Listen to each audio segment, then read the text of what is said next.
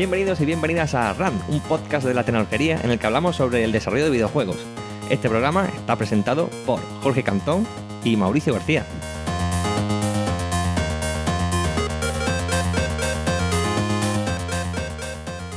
Bueno, pues muy buenas, Mauri. Aquí estamos ya en el tercer programa de la 7ª temporada. ¿Qué tal? ¿Cómo estás? Pues muy bien, deseando de empezar, que hoy tenemos un invitado súper interesante. Sí, hoy podemos decir que estará con nosotros un Senior Graphic Programmer de Unity. Creo que es la primera vez que tenemos a alguien así en el programa.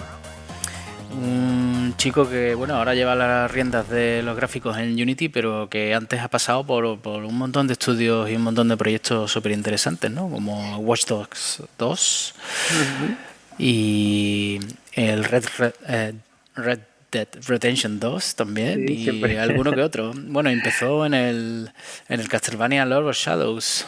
Vaya carrera meteórica. También tiene una gran carrera. Pues tengo ya muchas ganas de oírlo, así que vamos allá, ¿no? Vamos a ello.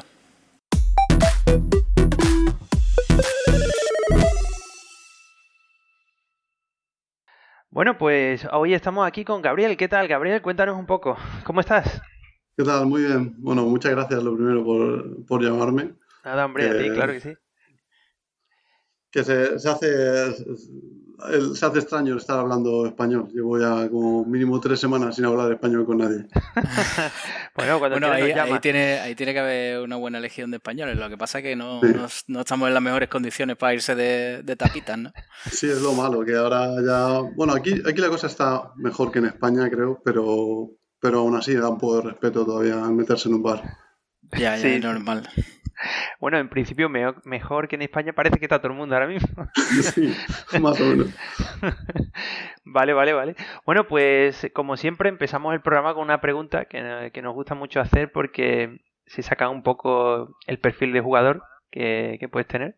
Entonces, hoy empiezo yo, Mauri. ¿Vale? Venga, dale caña, que te veo muy lanzado.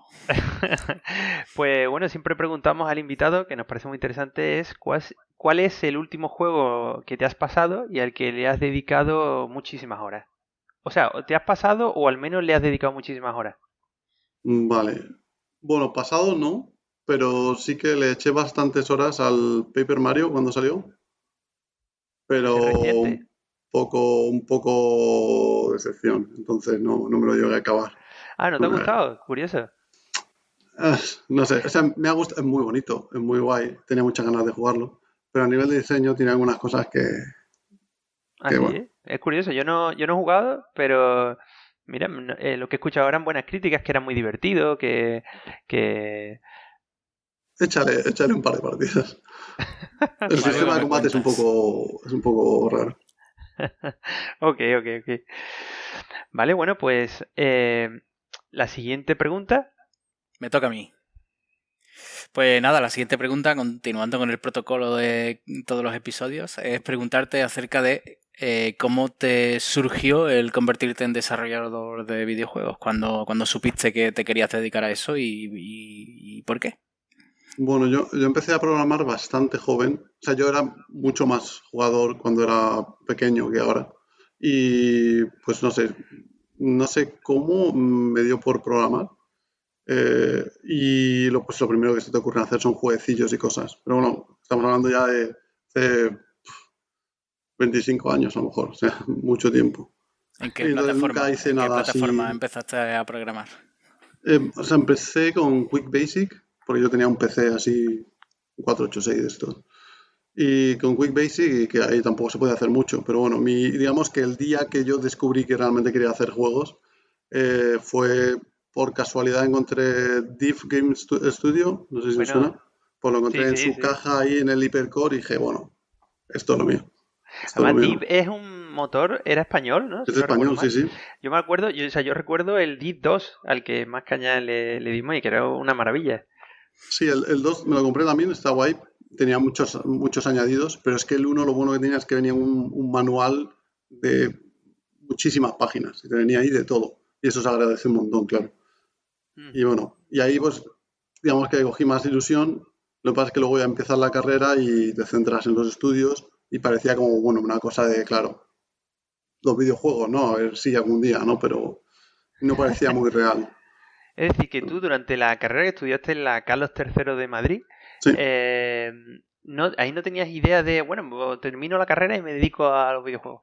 No, yo sabía que cualquier cosa que sea programar me iba a gustar, pero bueno, y allí en la carrera, el último año, el penúltimo año, una amiga pues me comentó, oye, pues a ti que te gustan los juegos y tal, yo trabajé ahí unos meses en Electronic Arts, suelen buscar gente ahí en localización y tal, y entonces bueno, eché, y ahí se quedó la cosa hasta que justo cuando estaba acabando me llamaron, que también es casualidad. Y ese fue pues, mi primer curro de esto. Bueno, de Sí, esto, entre comillas. Electronic Arts, que también en Madrid, que tenía la oficina, eso como comentas, de localización y tools, ¿no? Por lo que hemos podido ver. También de aquí mandar un saludo, ya aprovechamos a Chapi, que estuvo con nosotros en la segunda temporada y que también estuvo allí en Electronic Arts haciendo localización. No sé si por casualidad Pues cruzaste. no creo que no Jaime. coincidimos, pero bueno, es que tienen, claro, es que la gente no lo sabe, pero en Madrid se hace toda la localización de todos los juegos de EA para todos los idiomas, que es bastante chulo, que dentro de lo que es la localización, el que se puede hacer, al principio cuando yo estaba, se hacía solo en plan, que eran 16 idiomas, que eran solo pues Europa y Norteamérica. Solo. Solo. Pero creo que ahora también hacen Asia, idiomas ¿no? asiáticos y tal. Claro. Es una barbaridad. Sí, recuerdo, Jaime o sea, Chapi nos contó unas cuantas anécdotas sobre todo lo que son el chino y el mandarín y las diferentes versiones que eso que es como al principio podías meter a lo mejor todo en un spray, pero en un spray Atlas, pero el chino no lo puedes meter en un spray Atlas. Sí, no, porque además no hay un número finito de caracteres, claro. O sea, son los que se usen en tu juego, pero no hay un número finito. Bueno, y allí Sí. se hacían, aparte de traducir los juegos, también se hacían herramientas para la traducción o herramientas de otro tipo. Sí, o sea, en mi caso lo que hacíamos en ingeniería, digamos, es, tienes como dos vertientes. Por un lado es la de montar el pipeline, pues se envían los textos a traducir, vienen de los testers, automatizar todo ese proceso, que eso pues te lleva un tiempo y estar un poco encima, mandar mails, mover bugs. Es un perfil y luego el otro perfil que es el de hacer tools. Entonces, pues tienen una mega base de datos montada y entonces pues necesitas plugins o, por ejemplo, para el subtitulado, para ajustar los subtítulos, pues a lo mejor necesitas una tool específica para el juego que estás haciendo, todo ese tipo de cosas. Entonces, lo tiene muy bien porque yo lo que hice fueron, en plan, 6 meses y esos 6 meses te dan la oportunidad de probar las dos cosas a ver con qué encajas mejor.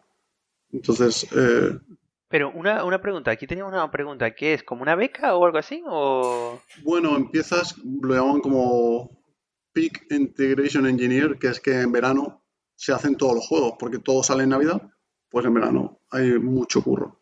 Entonces luego, la mayoría de las veces, esa gente, si han funcionado bien, les dan la oportunidad de seguir. Lo que pasa es que en mi caso, ahí ya sí que me di cuenta y digo, bueno, esto es lo mío, yo tengo que hacer esto. O sea, me gustó mucho y dejé el trabajo para hacer el máster.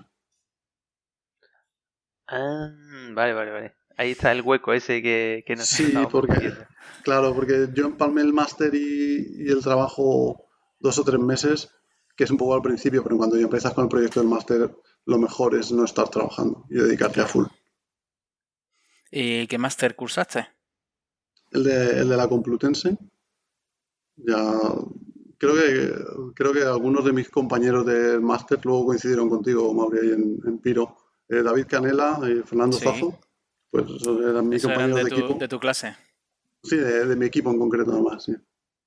Qué guay, buen equipo de compañeros. Equipazo. Sí, Menudos personajes. sí.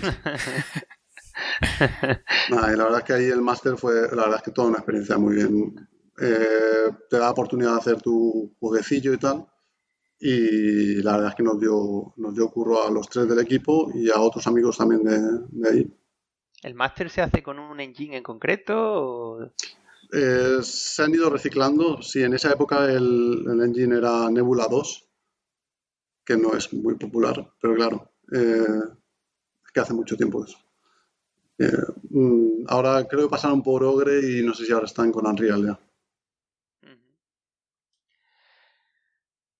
Vale, bueno, pues aquí en principio estás haciendo el máster y terminas el máster y te surge una oportunidad nueva, ¿no?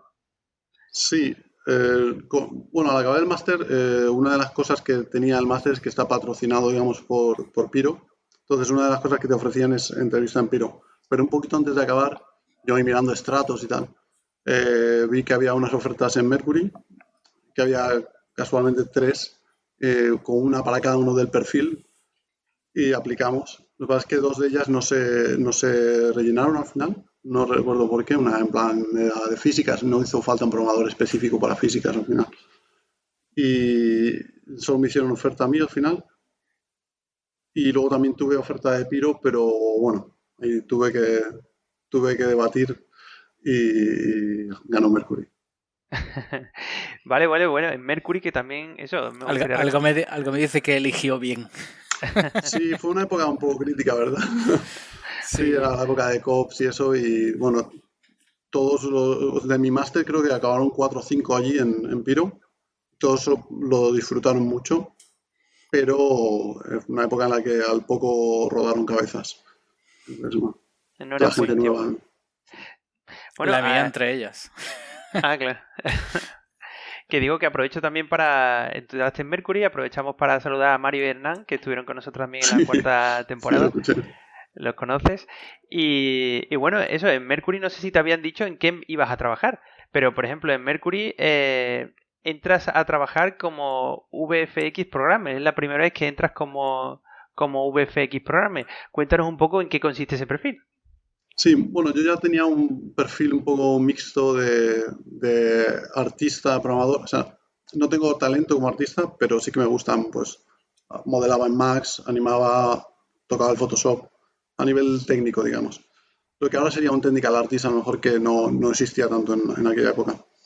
Entonces, allí lo que necesitaban es toda la parte de efectos, aparte de programarlo, no había FX Artist en aquel momento, entonces necesitaban a alguien pues, que fuera capaz de programar y mantener el pipeline que tienen de efectos y a la vez pues ayudar a hacer efectos con la persona que tenían allí. Y pues muy divertido porque claro, yo llego, bueno, lo primero llego ahí a la entrevista y me enseñan el teaser que tenían de Castlevania y os podéis imaginar, o sea, Y eh, dices, la bueno, boca Piro, la abierta. oferta de Piro ya, o ya la habías Sí, elegido. no, bueno, esto fue al principio solo la primera entrevista y bueno, ya vi el teaser y dije, bueno, eh, ¿No? Y tiene además que ser aquí. trabajar, claro, y además trabajar detrás con Konami, con todo lo que iba a suponer, ¿no? El proyecto de Castlevania para un estudio español. Sí, bueno, ahí todavía no era oficialmente Castlevania, no era oficial lo de Konami, había rumores, era bueno, un teaser de una cosa parecida a Castlevania, pero bueno, aún así, técnicamente todo lo que tenían ya en aquella época estaba muy, muy bien. Porque Mercury tiene su propio engine. Sí, sí, que lo hacen además en plan 2 personas, que son unos monstruos.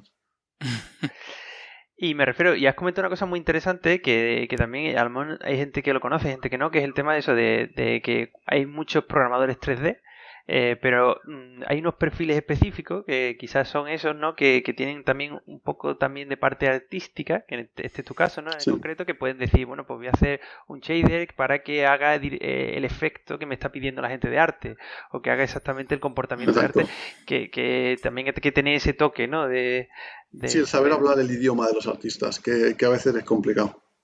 Que no se enfade ningún artista, pero bueno, ellos dirán lo mismo de los programadores. Sí, o cosas peores. Sí, probablemente. Y con razón.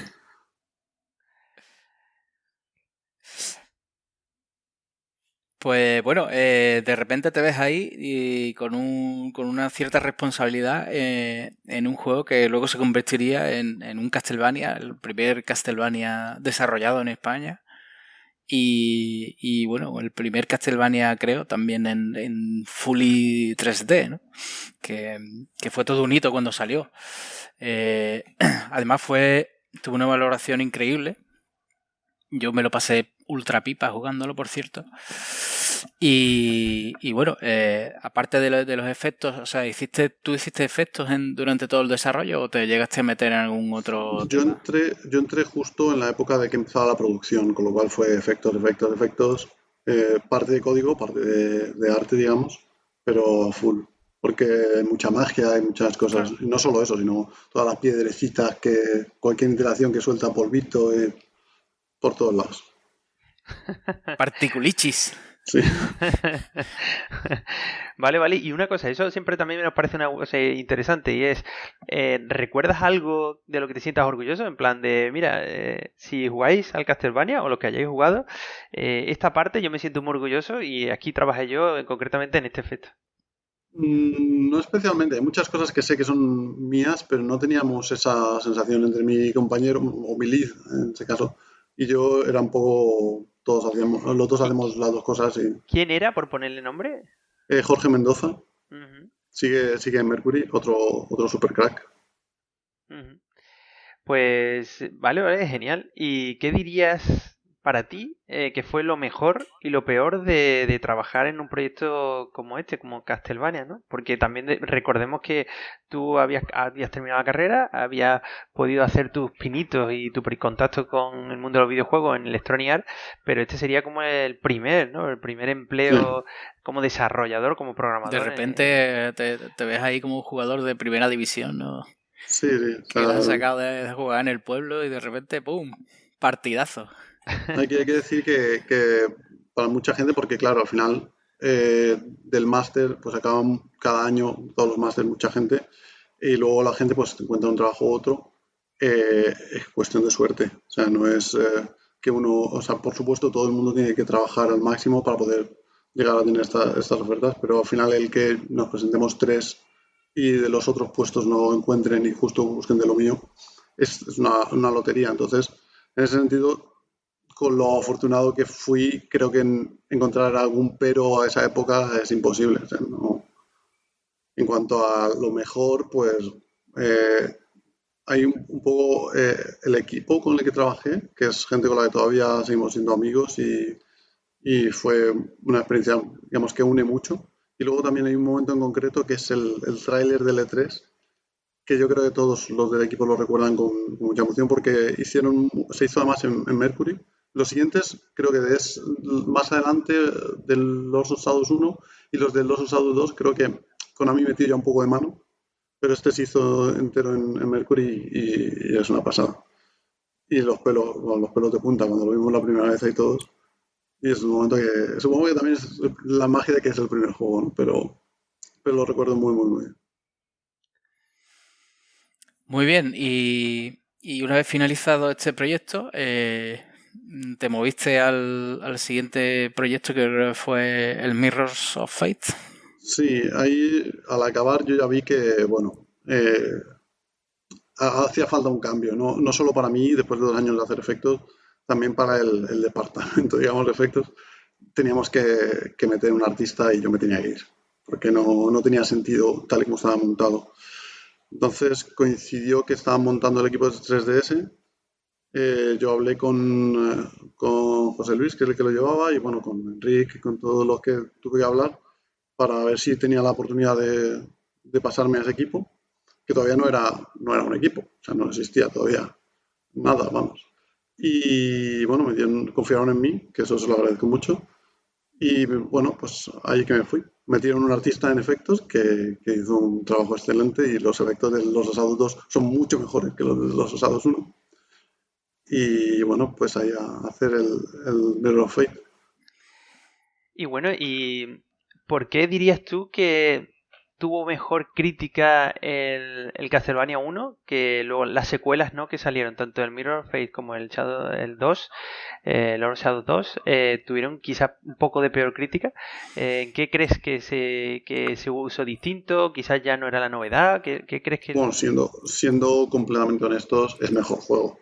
el 2? Ahora que ha pasado el tiempo y que lo ves con perspectiva y que cuando lo ves ahí, yo qué sé, en una feria de videojuegos estas navidades pasadas en España, pasé por España y lo probé y, joder, envejece muy bien. Es un juego que es mucho más redondo que los otros. En cuanto a los Osados 2, yo no puedo decir nada porque tampoco estuve ahí, entonces no, o sea, estaban haciéndolo a la vez, pero yo no entiendo mucho cómo fue o qué pudo pasar. En Mirror of Fate, yo estoy muy, muy contento con cómo salió, pero claro, al final es un proyecto entre un equipo muy pequeño y que hicimos el motor y el juego a la vez. Es que no había nada. O sea, en Y Mercury para Steam, Nintendo 3DS, además, Y que es para una Nintendo 3DS, plataforma, claro. vamos, no es ni siquiera comparable a... que decía que Mercury Steam su motor no tenía soporte a 3DS, es decir, que se arrancó el soporte a 3DS de su motor cuando salió la oportunidad, ¿no? Claro, es que son plataformas muy diferentes. Entonces, lo lógico era hacer algo específico. Entonces son, digamos, dos motores separados. Incluso no es el mismo motor, sí, eran separados los motores. Sí, lo llaman incluso de otra forma. No sé, Mercury Engine es, no sé, Vale. Mercury Engine Portable, no sé cómo se llama, pero Mini sí es Mercury completamente... Engine. Bueno, y las limitaciones que tú recuerdas en plan de, bueno, yo trabajé en el 1, ¿no? En este caso, y sabes qué cosas podías hacer, cuánto nivel de textura, de calidad podías meter. De repente trabajas en el Mirror Face, que claro, se reduce todo, trabajar en la 3DS. ¿Cuál consideras o cuál fue, en el caso de efectos, la limitación más grande que os encontrasteis? Bueno, es que en el Lords of Shadows los programadores de Engine, digamos que te atapan todas las limitaciones, ¿no? Ellos trabajan con lo que les des y lo hacen para que parezca que no hay casi limitación. Obviamente, pues sí, el tamaño de texturas, lo que sea, pero bueno, son plataformas potentes además. En la 3DS, olvídate. Aparte de que no teníamos toda la estructura todavía montada, tuvimos que ir haciéndolo, pero por ejemplo, no hay shaders como tal. Entonces, digamos, los efectos o los materiales son combinaciones se llaman texture combiners. Entonces, son como pasos prefijados, que tienes 3 o 4 pasos que los puedes encajar de formas distintas. Pero eso es lo que hay, no hay un shader programable. Ostras. Va. Con los GL States y movidas de esas y eso es lo que hay. O sea, que OpenGL, pero yo pensaba que estabas diciendo Fixed Pipeline, es lo que estaba pensando, de OpenGL 1.0 y tú haces tus movidas que quieras. O sea, no tenían OpenGL 2.0. Es simplemente que es que ni siquiera, o sea, es un fixed pipeline, pero es que es específico de la consola. O sea, funciona como funciona la consola. Entonces empezamos, como no teníamos nada, empezamos con un middleware de Nintendo que te da pues un poco acceso a pintar objetos y tal. Sobre eso empezamos a construir las primeras capas para que los de gameplay pudieran ir avanzando y luego pues ya fuimos reemplazando eso con nuestro motor poco a poco porque había que hacer el juego y el motor a la vez, es que no había otra. Y bueno, ¿y en cuánto tiempo? ¿No? Porque esto es lo curioso, tú haces un motor por primera vez para hacer un juego, está claro que ahí van a faltarte optimizaciones, va a Pues, faltarte batching, va a faltarte un montón de cosas que luego puedes pulir, pero claro, tu primer juego con esa plataforma y el motor, pues ostras, pues diría que fue año y medio o algo así, no estoy año y seguro. medio. Me parece hasta poco y todo, ¿eh? Sí, bueno. Fuiste a tocar ajo, como se suele decir. Sí, Claro, bueno, en general coincidió o se hizo muy bien desde arriba. No, supongo que un poco las dos cosas, que el equipo que se montó funcionaba muy bien. O sea, se trajo solo gente con experiencia, éramos 5 programadores nada más. Pero claro, todo el mundo, bueno, o sea, digo, gente con experiencia, yo no tenía mucha experiencia en ese momento, llevaba 2 años. Y Fernando Zazo, que estaba también en ese equipo, pues hombre, llevamos más o menos lo mismo, pero el resto sí que eran gente con muchos años y con mucho callo ya. Entonces, Don eh, Alfonso Valladolid. Alfonso, efectivamente, un crack también. Un saludo para Alfonso también. Que, pues eso, salió muy bien y con los artistas también, gente que rindió muy bien y también supongo que es eso, que yo creo que es el equipo más pequeño con el que he trabajado y eso hace que la comunicación fluyera mucho mejor.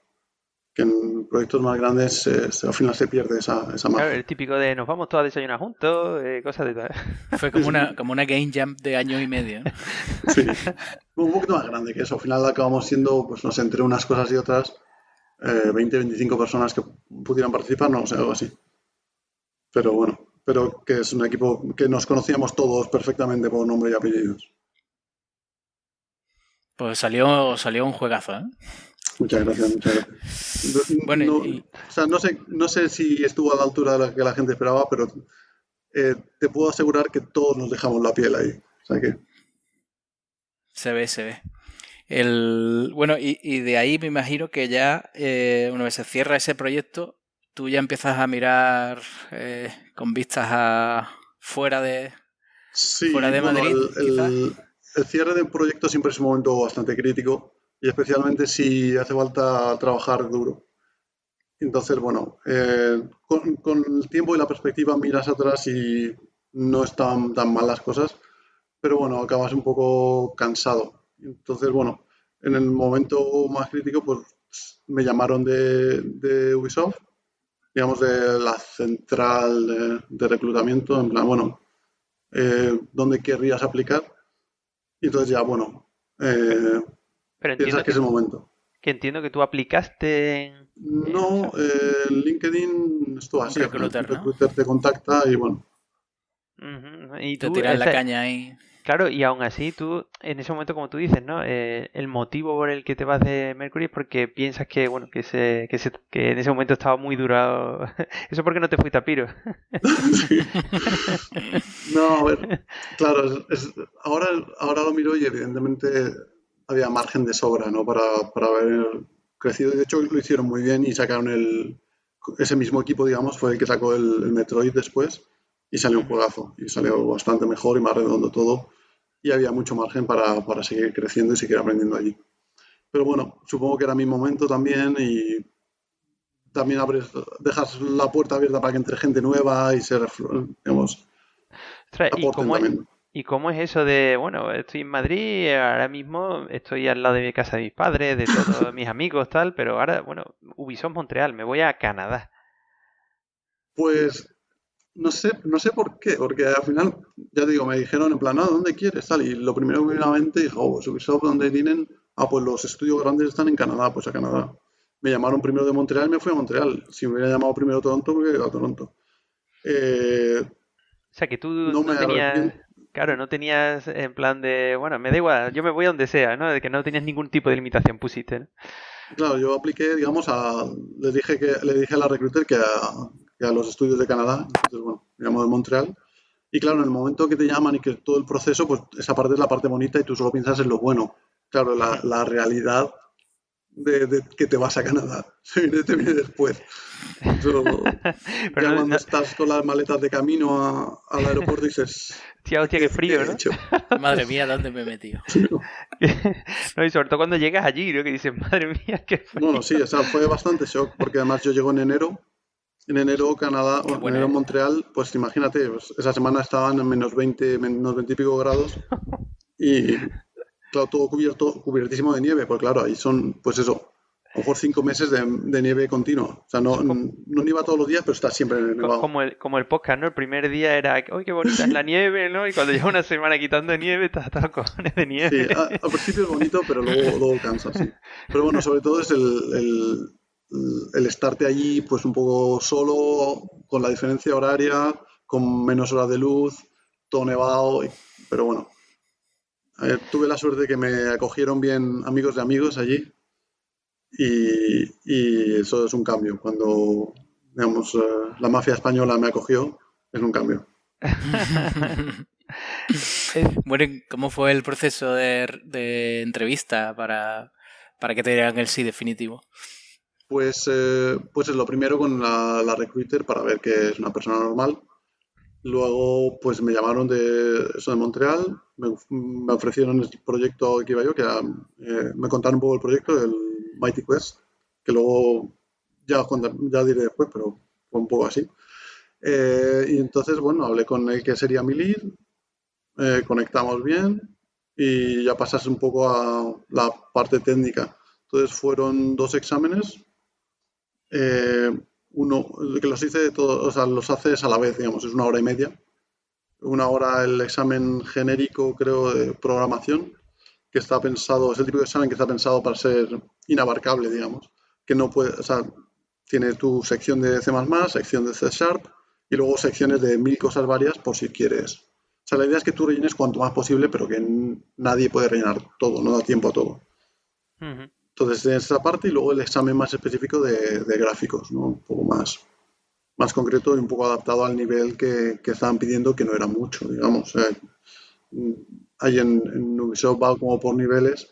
Yo no era nivel junior, pero era una cosa intermedia, ¿no? Lo que me pedían ellos.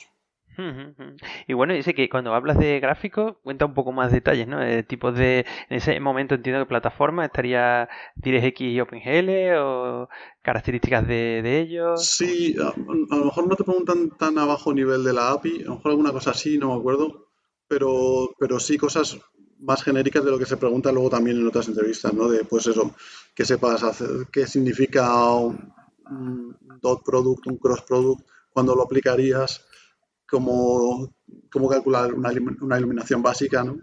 Eh, Cosas así, no sé, cosas de triángulos, un poco de matemática, pero Sí, todo aplicado un poco a los gráficos. o sea, es más trigonometría que Sí, realmente programación sí, gráfica o de sea, al shaders. final la API, sea la que sea, eh, tú llegas y con la documentación la dominarás. Aparte, en este tipo de empresas, empresas grandes, tú muy rara vez vas a tener que trabajar a nivel de la API porque tienen Claro. siempre capas intermedias que te abstraen. Ujú. Claro. Vale, vale, vale. Y Y entonces, bueno, tu primer proyecto fue el Mighty... Mighty Quest for Epic Loot. Eso. Es un proyecto que tenían, su idea era lanzarlo en 360 y Play 3. Bueno, no sabían muy bien dónde. Ellos querían sacar un juego free to play que en esa época no era para nada habitual. Entonces querían ver cómo sacaban. Es un proyecto piloto, esto lo hace a veces Ubisoft. Quieren sacar un proyecto piloto de cómo sería para Ubisoft sacar un proyecto free to play. Y se hizo primero en PC y luego yo llegué en la época que era portarlo a plataformas. Entonces teníamos. Ahí sí que tuve que pegarme un poco con las distintas APIs de cada consola y esa parte la recuerdo muy bien, pero era cambios continuos no, que ahora era justo el cambio entre Play 3 y Play 4, ¿no? Pues es que lo tenemos ya funcionando en 360, sí, pero es que lo queremos ahora en la Play 3, en la Play 4, perdón. Venga, vale, lo haces en la Play 4, venga, sí, pero Play 4 mejor no, vamos a hacerlo en la Xbox One, que tiene una cosa más acceso. Y al final iban haciendo plataformas y cancelándola al mes siguiente, ¿no? Y al final llegó un momento que eso se no canceló porque ya todo lo que habían invertido no tenía sentido tirarlo, lo movieron a China y ahí se siguió viviendo eso y pues todos los que estábamos allí pues no te despiden, por suerte, porque si a los 6 meses de irme a Canadá me despiden, me da algo. Pero te meten en una cosa que se llama Interproject, que es muy curioso, y tú estás ahí, tú tienes que ir tus core hours nada más, que son de 10 a 4, digamos, y te dan todos los recursos que quieras para aprender. Tienes un montón de bibliotecas de información, vídeos, tutoriales para aprender. pero me refiero, ¿ese aprendizaje es genérico que podía conseguir cualquier persona o es un aprendizaje concretamente en las herramientas tool o engine que tiene propio Ubisoft? No, no te dan todo, o sea, en plan, acceso a charlas al GDC, a todos los recursos que tú puedas querer para aprender lo que quieras aprender mientras te sale otro proyecto. Ujú, O sea, lo que no quieren es, ya que han invertido en traerte hasta allí, claro. quieren mantener a la gente porque saben que hay muchos proyectos. Si hay un sitio donde pueden hacer eso, es Ubisoft Montreal, que tienen a lo mejor a la vez Sí, de 10 a 15 proyectos. ya estuvo por aquí Cherno también, que nos estuvo contando, que él también estuvo en Ubisoft Montreal, también le mandamos un saludo, y él nos contaba una cosa muy curiosa y era como que cuando terminabas un proyecto te mandaban como a otro edificio donde tú tenías, dice, eso eran las vacaciones, porque de haber estado trabajando tantas horas, ahora tú solo tenías que cumplir tu jornada y tenías el ordenador y podías hacer lo que quieras, dice, pero había Eso es. una... Esto es el Interproject. Entonces, la idea es que tú tienes que formar en ese tiempo. Luego, pues, la realidad es que la gente va ahí, juega, hace lo que le da la gana. Hay mucha gente que ni siquiera va. Entonces, se pusieron en esa época un poco más serio para que gente fuera. Pero bueno, la realidad es que no tanto. Yo con Jaime coincidí un mes, yo creo, y nada más. No Ajá. sé ni si se acordará de mí, pero sí, fue. Pues yo te digo, Cherno nos contaba eso, que bueno, que aunque parecía que era muy relajado y de hecho la gente se relajaba y te venía bien al menos un mesecillo así, después de haber pasado al menos unos cuantos meses trabajando muchas horas, pues que era también un peligro, tenía ese peligro de que si te llevabas allí mucho tiempo y sin proyectos podrían despedirte, entonces que era tú también activamente buscar y hablar con lead de equipos que Claro, estuvieran haciendo proyectos para decir, mira, yo me ofrezco, podría participar y estas son mis capacidades, ¿no? Sí, hombre, si llevas ya un tiempo allí, en mi caso yo no lo llevaba, pero si llevas ya un tiempo y conoces gente, lo mejor es buscarte tú qué proyecto quieres. Pero de todas formas, si no tienen una persona, ahora lo han cambiado y ahora lo lleva recursos humanos, pero antes había una persona que era la que se dedicaba a todos los programadores, cogía a los programadores, los proyectos y conectaba. Pues yo creo que este programador encaja aquí y entonces es una cosa increíble que es que tú puedes escoger. O sea, tú haces entrevista con distintos equipos y tú puedes decir que no. Tú puedes decir que no te gusta. Es una cosa surrealista. Pero me refiero que habrá un tope, ¿no? Es decir, tú puedes decir, no, claro, estoy allí bueno. en el otro edificio jugando yo. Espérate, que me viene ahora mal la entrevista, que estoy jugando aquí a una partidilla. Sí. En mi caso concreto, lo primero que me ofrecieron es para el Rainbow Six, pero era para parte más de herramientas. Entonces, eran las herramientas de destrucción y todo eso, que está muy bien, pero en el momento que ya te metes en la categoría de programador de herramientas es complicado salir de ahí. Entonces, yo quería mantener el rango de programador 3D o seguir especializándome en eso y les dije que no. Y luego pues tuve la suerte de que, eso no creo ni lo tengo en el currículum, pero bueno, que salió que necesitaban en Ubisoft Barcelona a alguien para cerrar el juego que estaban haciendo y necesitaban lo que se llama una misión en Ubisoft, ¿no? Mándanos un tío 3 meses y ya te lo devolvemos. Y bueno, pues nada, pues verano a Barcelona. Ah, Vaya. mira, eso fue... ¿Y qué juego concreto? ¿Qué juego concreto? Porque nosotros tenemos por aquí en tu currículum Sí, ponía es que, Watch Dogs. ¿cómo será para que ni lo ponga? No, el Rabbit Invasion. Ajá.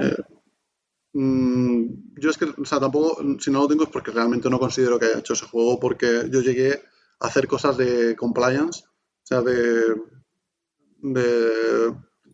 requirements, para que pase, TRCs, ¿no? Las certificaciones. Sí, certificaciones. Ayudarles un poco, habiendo sacado juegos en consola, yo más o menos ya, porque en Mercury sí que te tenías que pegar un poco más con todo. En Ubisoft te abstraen de eso, pero en Mercury sí que había que pegarse con todo. Y ayudarles con eso y con un poco con lo que hiciera falta, que eran muchas cosas. Entonces, bueno, pues al final ese juego salió como salió y bueno, oye, está ahí en el mercado. Pero entonces para ti lo más atractivo de ese proyecto era venirte a Barcelona. Bueno, es que coincidió un poco todo bien. Es que ellos realmente necesitaban a alguien y que yo hablaba español y les podía ayudar, que era una cosa temporal. Y es que en mi caso concreto, no es como el caso de que cuando acaba un proyecto que es más o menos progresivo van encajando a la gente. En mi caso es que nos habíamos quedado todo mi equipo en Interproject y éramos 5 programadores 3D. Entonces eso no es fácil darle salida. Yo también, pues bueno, digamos que hablándolo con ellos también, pues oye, mira, me voy, hago un tiempo allí y a la vuelta ya habrá más espacio. Entonces coincidió un poco, nos vino bien a todos. O sea, no es solo que diga, oh, me voy a España, qué bien. Porque el verano en Montreal está muy bien también. O sea, no es...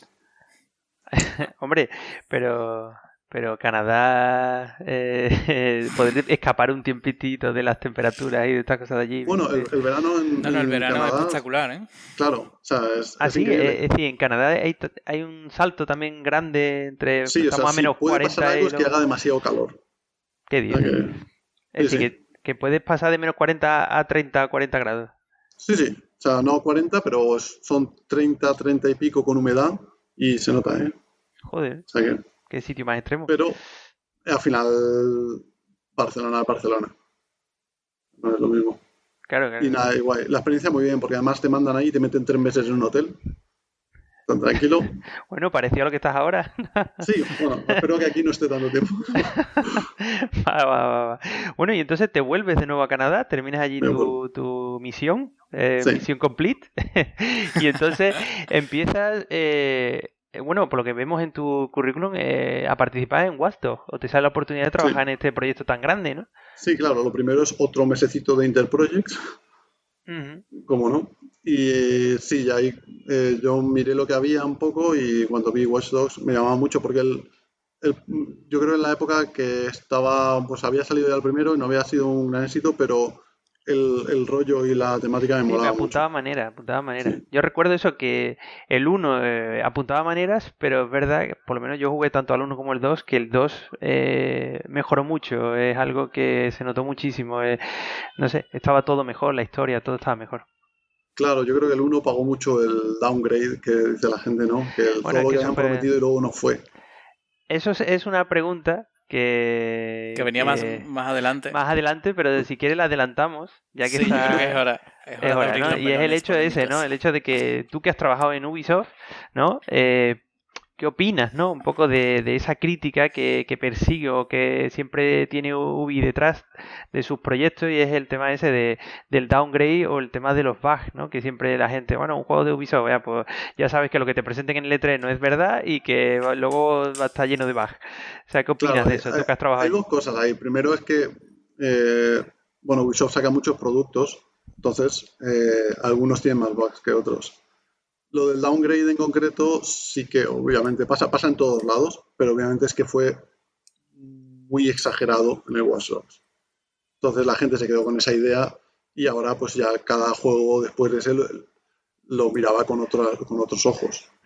Además que Watch 2, recuerdo el primero, que fue lanzado por sorpresa, es decir, nadie esperaba un título nuevo, y dice que había como un equipo, no sé si además el 1 me refiero, habían creado un motor propio o algo así para el juego. No, bueno, o sea, es el motor de Far Cry, poco modificado, pero bueno, es un... Pues recuerdo eso, que la demo pepinadísima, efectos de FOV volumétrico, un montón de cosas, resolución de textura brutal y un montón de cosas. Y claro, luego salió el juego, que el juego estaba muy bien, pero claro, no era lo que tú habías visto. Entonces, claro, la gente... claro. ¿Qué pasa ahí? ¿Cómo pasa eso? O sea, ¿hay alguien que se viene arriba a la hora de hacer las demos? Sí, hay mucha gente... A ver, que no se interprete mal, ¿no? Pero hay mucha gente en las capas altas de Ubisoft que su trabajo es ese. Su trabajo es crear hype.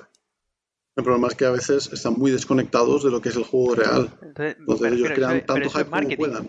Eso es marketing, ¿entiendes? O sea, decía gente de marketing. Marketing, y no solo marketing. O sea, a nivel de pues, los producers o los game directors, pues a veces tienen una idea de lo que ellos creen de lo que quieren conseguir con el juego, y a veces está un poco desconectado de lo que es realmente posible.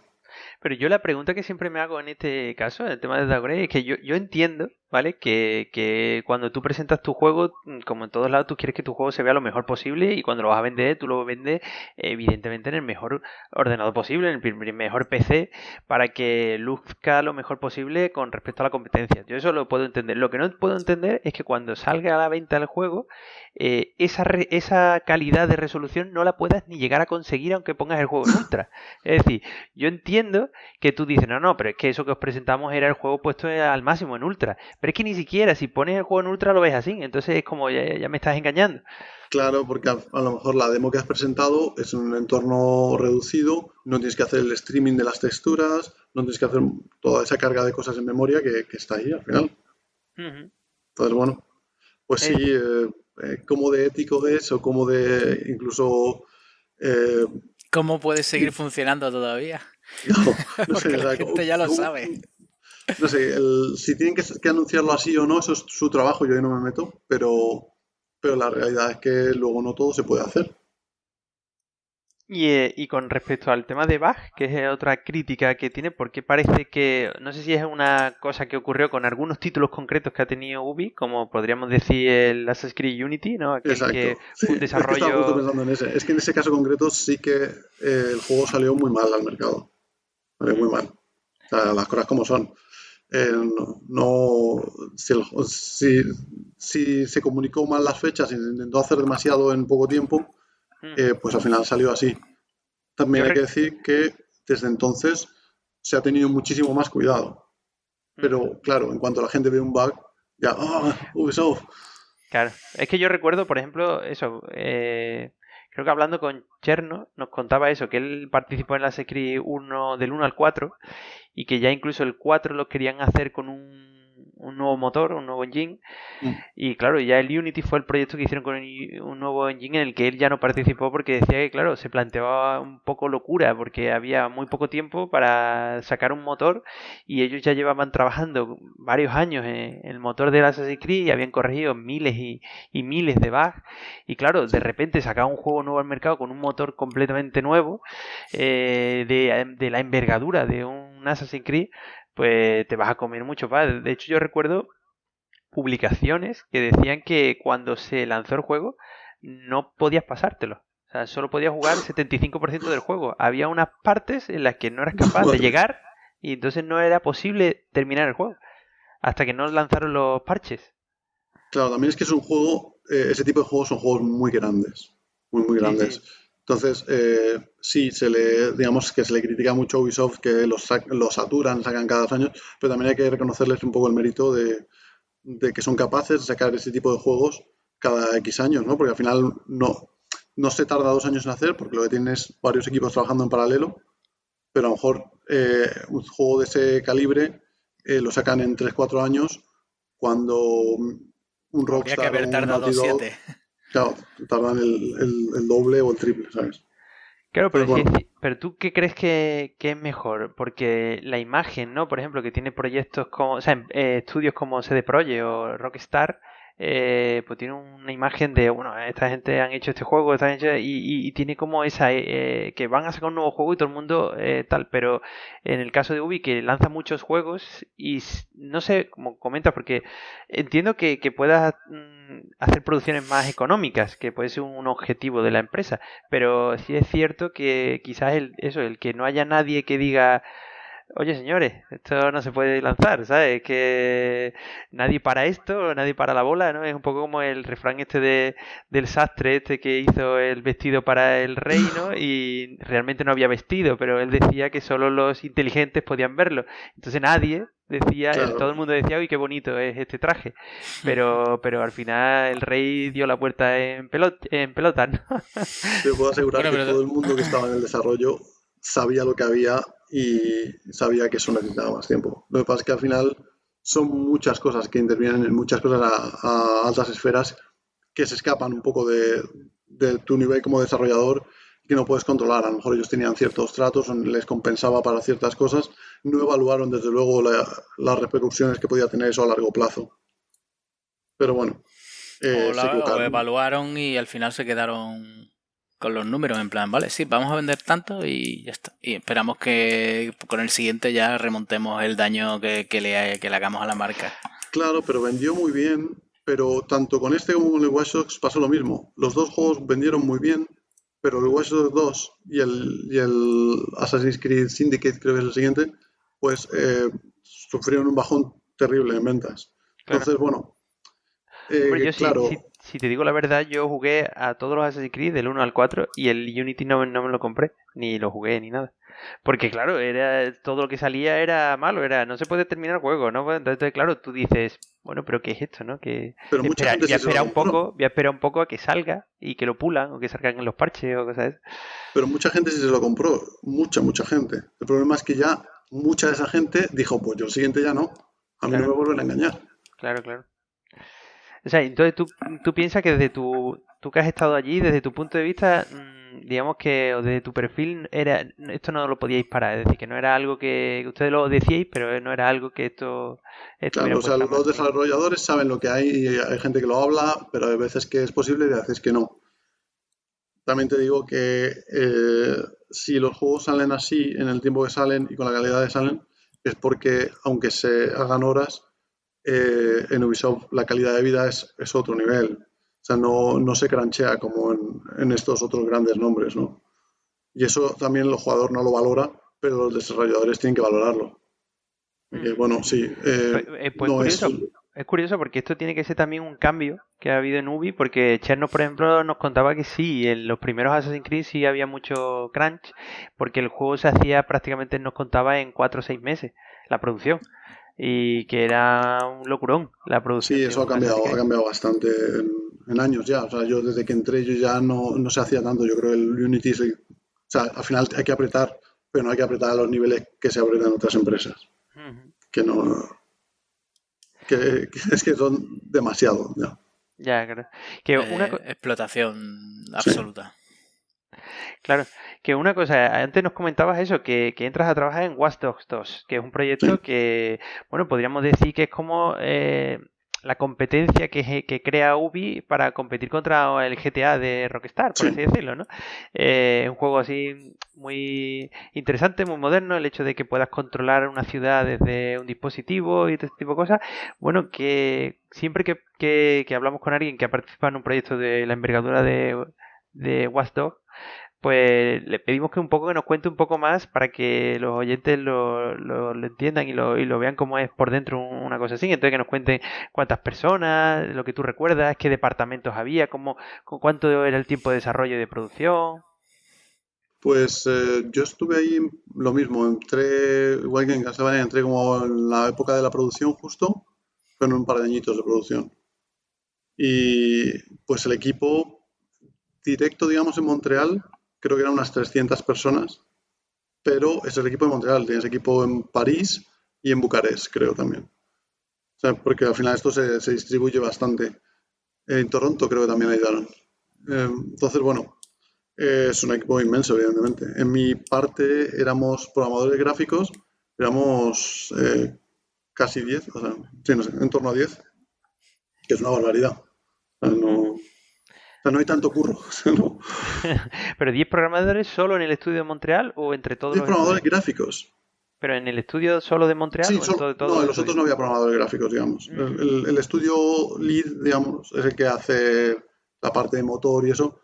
Los otros estudios hacen cosas más pequeñas, más de gameplay, más misiones o más. Ujú. Vale, ¿y eso? ¿Y qué departamento se divide un proyecto de esta envergadura?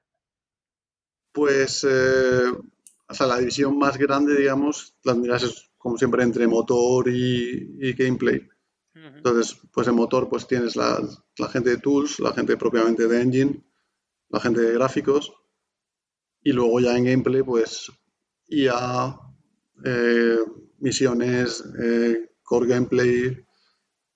mm, Cuando hay una pregunta que yo tengo ahí, cuando haces la diferenciación entre engine y gráficos, quizá a mí no me queda muy clara. Es decir, entiendo la gente que hace el engine, que también hacen parte de lo que es trabajar con la API, gráficas y todo este tipo de cosas. Entonces, cuando te refieres a bueno, no. gráficos, En estos estudios tan grandes no realmente, depende. Por ejemplo, en Guerrilla creo que sí que es un poco lo mismo. Pero en estos estudios normalmente el que hace engine hace más pues gestión de memoria, gestión de procesos, multithreading, todo este tipo de cosas, un poco pues gestión de dispositivos, gestión de memoria en general. O sea, ujú, nosotros es más gráficos. Ni siquiera todo a bajo nivel, porque en mi caso yo me considero un programador de gráficos de alto nivel, digamos, en cuanto a la parte más visible. O sea, yo trabajo poco con la API. Sí que en mi equipo había gente que trabajaba más en optimizar, en sacar aquí un milisegundo más. En ujú. mi caso yo es más de hacer features, que cosas que se vean. O sea, pero tú hacías shaders Sí, para por dibujar diferentes ejemplo, tipos de efectos, partículas o... claro, si has jugado al Watch Dogs 2, Ujú. hay un momento que o sea, hay una jugabilidad que te metes en modo, que se llama NetHack, que es modo visión de hacker. Ah, sí, sí, sí, lo recuerdo. No, pues todo eso me lo tuve que currar yo y fue lo que se llevó la gran mayoría de mi tiempo. Entonces, bueno, A mí me entretenía mucho esas cosas, porque a mí la parte de puzzle siempre me entretiene mucho. sí, Me entretenía mucho. Curiosamente te diré que Watch Dogs 2 yo me lo pasé con el cochecito y con el cuacote. Es decir, yo creo que yo no llegué nunca a matar ni a tocar a nadie, ¿sabes? Yo en bueno, está cuanto me bien, está hice, bien. tenías una impresora 3D, te podías fabricar tu quadcopter y tu robot chiquitito y tú ya eso, te sentabas en el suelo en un banco y tú ya eso iba a cualquier lado hasta que llegara la distancia. Entonces yo me sentaba en la puerta de la misión y ahí lo que entraban son los robots ahí dentro. Eso era una locura. Sí, sí. Era Sí, curiosísimo. el juego estaba un poco diseñado así, que te lo pudieras pasar de distintas formas. Aunque al final, en la práctica, poca gente hacía lo que haces tú. Lo normal es que si tienes una pistola, usas una pistola. A mí me gustaba eso de que no me viera nadie, porque claro, los robots no los veía nadie. Era una cosa curiosa y si veían un robot le disparaban y ya está. Saltaba la arma y tú podías volver a lanzar robot otra vez. Es decir, que era... Me alegro de que lo apreciaras porque bueno, yo no participé en esa parte, porque eso es puro gameplay, pero creo que no mucha gente realmente se dedicó a eso y era más pues, coger la pistola y disparar, que no es para lo que estaba pensado el juego y no es lo que mejor hace el juego, desde luego. Ujú. Vale, vale. Eso con respecto al departamento. Y bueno, y tiempo de desarrollo has dicho que 2 años, pero eso antes tiene una preproducción. Supongo que las Sí, preproducciones yo no creo las que contamos, ¿no? en total habrán sido 3 4 años, sí. Vale, y el tema de comunicación, has dicho que hay varios estudios. Tú concretamente desde el departamento de gráficos 3D tenías que comunicarte, has dicho que no, porque no había gente de gráficos en otros estudios, pero normalmente la comunicación con otros departamentos, ¿cómo se hace en Ubi?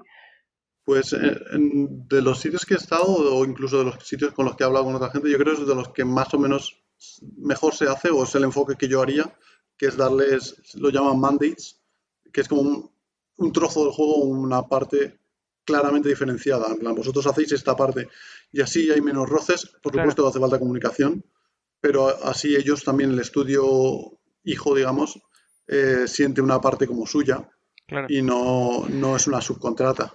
También es Está haciendo cierto una parte real. que comunicarte con un estudio que tiene otra franja horaria, como en el caso de París, ¿no? O Francia, Sí. Es un tiene coñazo. que ser más complejo, ¿no? Sí, es un coñazo, pero dándoles su responsabilidad y sus temas que hacer, al final reduces mucho la comunicación. Entonces, pues siempre hay reuniones, a lo mejor diarias, incluso para ponerse al día, pero no todo el mundo tiene que participar. Oye, ¿y no puede ocurrir el hecho de que al hacer, por ejemplo, esto lo hace Toronto, esto lo hace Montreal, y tú te das cuenta que hay una parte del juego que están mejores que otra? Porque hay estudios que tienen como desarrollos de más calidad. Bueno, puede pasar, no sé, no caigo en ningún ejemplo en concreto, pero bueno, también te digo que gente con talento hay en todos los estudios del mundo. O sea, que no, que si un juego sale mal, no es porque la gente que lo hace sean unos paquetes.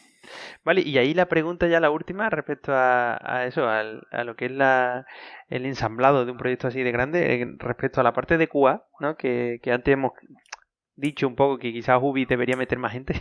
No, no, pero la parte de QA, ¿cómo es? Es decir, que ¿cómo de grande es ese equipo? ¿Tenéis contacto con ellos? Cuando alguien encuentra un bug, ¿os llama directamente? ¿O eso en vuestro caso no, porque no trabajabais en gameplay? Bueno, ellos estaban, además, bueno, en planta, en Ubisoft te mueves mucho de mesas. El equipo, como los equipos crecen y encogen, pues se cambian muchas veces incluso de planta o de edificio, pero durante la época más larga nosotros los teníamos literalmente al lado a los testers y sí, para cualquier cosa están ahí.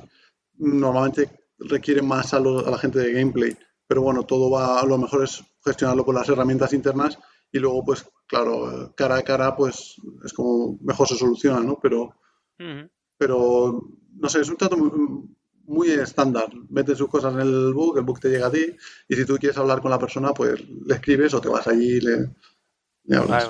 vale. Bueno, y ahí ya para avanzar un poco y cambiar un poco de tercio, siempre nos gusta preguntar cuando el entrevistado cambia de estudio, ¿qué es lo que se lleva de esa experiencia? Cuando te vas a otro estudio, ¿qué dirías tú que es lo que aprendiste ahí, ¿no? ¿Cómo evolucionaste? ¿En qué sentido creciste? Gracias Bueno, a yo creo Ubisoft. que sí, tener la suerte de hacer un proyecto como Watch Dogs, que podría haber sido Far Cry o Assassins o cualquier otro de los que hacen allí, te da una perspectiva ya de lo que es cerrar un juego grande, ¿no? Porque al final en Mercury, pues el Lords of Shadows es un juego grande, pero eso es, digamos, más artesanía. O sea, todo lo que se ha hecho ahí es a base de, bueno, cariño y hacerlo como se puede, pero un proyecto de estos más grandes es un producto más industrial, ¿no? Ya pues sabes cómo funciona esto y te da una perspectiva también. No sé si mejor o peor, pero te completa un poco eh, tu forma de ver las cosas como desarrollador. Ujú. ¿Y lo peor de tu etapa en Ubi? Pues Tu primera etapa en Ubi, que ahora veremos. yo es que he estado muy bien en Ubisoft. En Ubisoft se vive muy bien y me he rodeado de gente muy maja y Bueno, pues con Ubisoft en concreto no hay un problema. digamos el Si clima. acaso, pues los proyectos a lo mejor, ¿no? Ah, El tipo de juego hacer siempre lo mismo. Claro. O sea, no es lo mismo, pero es un poco lo mismo. o sea, No sé si me entiendes. tú estás diciendo que todos los juegos de Ubi tienen un perfil similar. Sí, más o menos. Que va cambiando con el tiempo. Igual ahora quieren hacer más juegos online. Antes era más un mundo abierto. Bueno, tienen algunas cosas interesantes, ¿no? Como el Mario and Rabbids este que sacaron. Sí, bueno, ese es de Milán. Entonces, bueno, sí, en otros estudios. Pero eso, Montreal, es que ahora mismo son como 3.700 personas, creo. Ujú, Es un estudio inmenso. Entonces, al claro. final, tienes que repetir cosas con la gente que tienes para poder moverlos fácil de un lado a otro. Claro. Entonces, bueno, tienen menos capacidad de arriesgar. Pero bueno, Bueno, ¿y qué te hizo moverte o buscar algo fuera de Ubisoft? ¿Por qué cambiaste? Bueno, o sea, yo ya sentía que yo cuando me fui a Montreal digo, "Buah, me voy 2 años y me vuelvo, esto es una pausa nada más". Ya llevaba 3 años allí y el invierno se hace muy largo, sobre todo la distancia, ¿no? Con España, complicado. Entonces, también por temas personales, era un tiempo más para estar más cerca de mi familia. Y bueno, pues me surgió la oportunidad, lo mismo, ya tenía en la cabeza el moverme, me contactaron de Rockstar y que era, digamos, en mi lista de cosas a hacer, estaba ahí, entonces dije, bueno, pues para allá vamos. Y bueno, ¿y cómo fue la entrevista en Rockstar? Cuéntanos también un poco.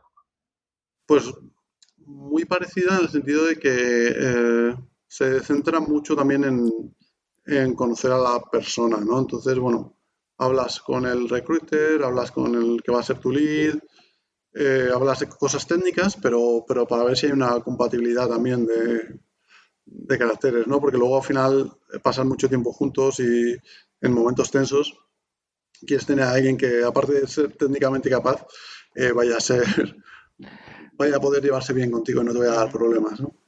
Y positivo, ¿no? Por así decirlo, ¿no? Sí, Eso y luego, pues recordaba. bueno, ya te mandan, la fase final es que ya te mandan allí a hacer la entrevista. Claro, desde Canadá es un poco palo, porque claro, te pegas el viaje para allá, duermes en el hotel, el día siguiente haces la entrevista, no sé si tú duermes otra noche más y te vuelves. Pero bueno, por un Un lado, palizón, ¿no? Porque son un montón de horas de sí, avión, ¿no? sí, a Edimburgo, dentro de lo que cabe, hay más o menos buenas combinaciones, porque no hay vuelo directo, pero hay buena combinación. Pero si fuera a otro sitio ya es un poco más.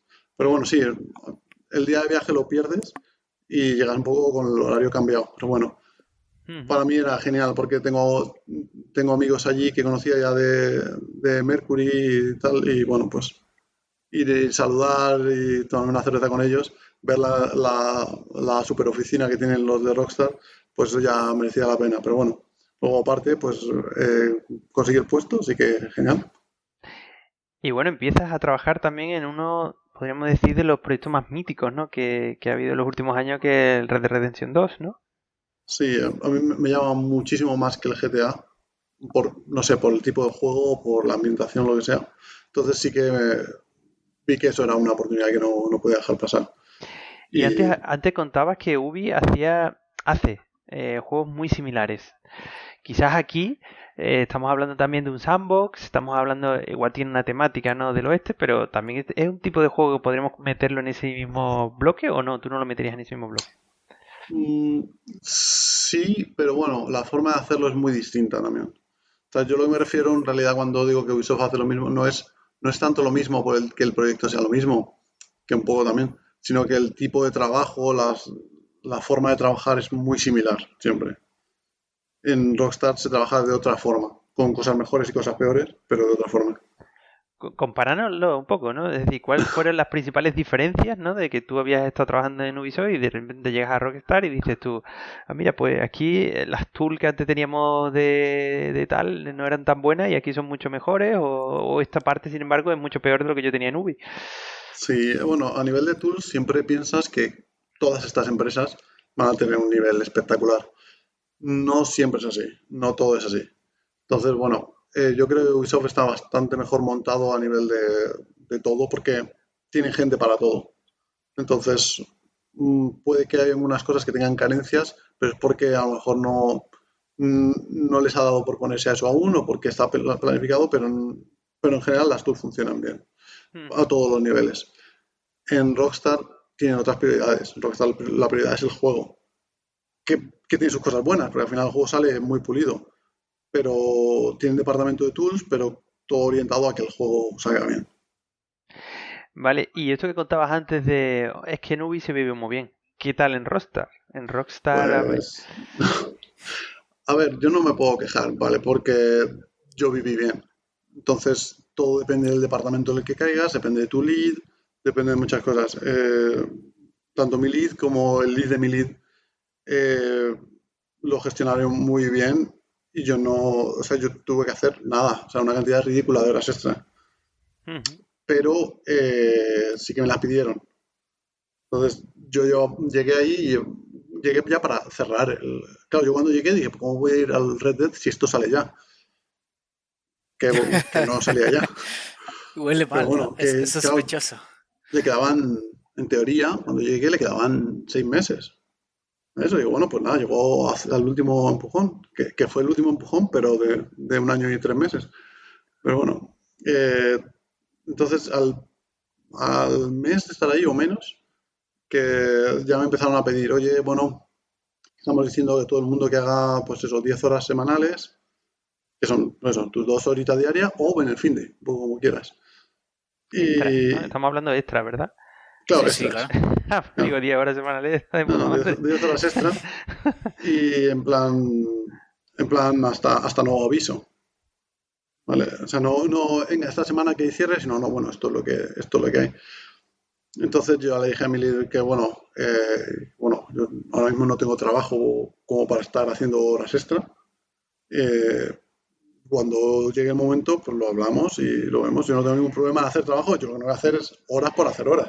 Es curioso porque por lo que cuentas y por lo que nos han contado otros entrevistados, parece como si, corrígeme si me equivoco en esta valoración, pero como si también el campo en el que te especifiques, parece que en el campo de los programadores 3D no se echan tantas horas quizás como un programador de gameplay. Sí, bueno, o sea, eso es verdad, 100%. Pero también es que nosotros las horas las echamos un poco antes. Entonces, a lo mejor, porque yo sé que desde gameplay a lo mejor se percibe que nosotros no estamos tan apretados, pero es que nuestro apretón ha llegado en otros momentos, porque cuando la tecnología tiene que estar lista. Si yo, como programador de gráficos, tengo que apretar cuando está haciendo el juego, algo va mal. Si los gráficos y todo no está bien, a lo mejor puedes estar haciendo pequeños ajustes, pero si yo tengo que estar haciendo horas, es que algo se ha hecho muy mal. Ujú. Sí, sí, pero también es cierto que, claro, que como posibles casos de uso de gameplay, de trabajo de gameplay, pues son todas las horas que tú le quieras meter a un juego, ¿no? Por ejemplo, juegos como lo que estamos Sí, diciendo, Red Dead Redemption 2, que no sé si tenía en torno a 70 horas, y con extras eran, vete a ciento y pico horas, y claro, todo eso al final ha tenido que encriptarse, ¿no? Todo ha tenido sí, que... y la dificultad que tiene un mundo abierto también, que tiene 1000 cosas de probar. Claro, Pues, sí, sí, desde luego, o casos de sea, uso ellos son hicieron brutales. muchísimas más horas. Claro, no, pero fíjate, esto puede servir también de consejo, ¿no? Es decir, si quieres dedicarte a empresas AAA pero no te mola mucho del crunch, pues mira, hay algunos departamentos como el tema de gráficos que a lo mejor aprietas pero no son tanto como, ¿no? Sí, El tema de gameplay. y no Oye, solo eso, está en guay hacer gráficos. en el Red Dead funcionaban también asignándole a cada persona un área, como hacían en el GTA. A nivel de mapa y tal, sí, sí, Sí, ¿no? sí, sí, todo igual. Todo ahí a mano, y que es la mejor forma de conseguir un resultado muy, muy pulido, ¿no? Sí, tú Todo hecho a tienes mano. esta hectárea de terreno, procura que sea la polla, ¿no? Sí. Pero una pregunta ahí en ese aspecto es, ¿por qué dirías tú que el juego de Rockstar está mucho más pulido, ¿no? Que los que en los que habías participado en Ubi como en el Watch 2? ¿Por el tiempo de desarrollo, como estamos comentando, el tema de Red Dead Redemption 2, que fueron en torno a 7 años, y con respecto a Watch 2, que fueron 2 años, o por otros motivos que tú viste, ¿no? Bueno, el tiempo influye, desde luego, pero el tener ese tiempo de pulido es porque le han dado esa prioridad también. O sea, no es porque en Ubisoft ahorran porque no consideran que quieran ese pulido. Ellos quieren ese pulido y le han dado esa prioridad, con lo cual es una forma directa de su forma de trabajar.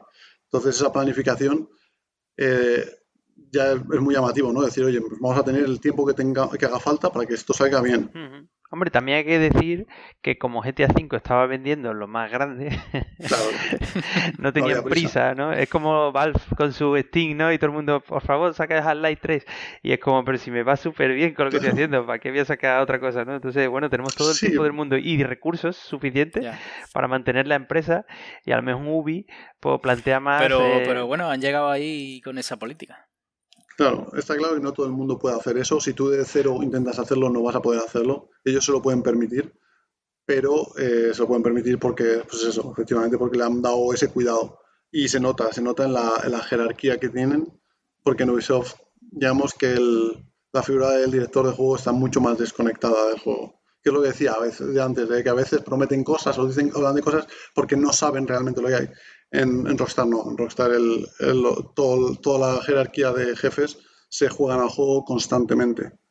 Y cada feature nuevo lo prueban y dicen esto no me gusta, esto no me gusta, esto no me gusta.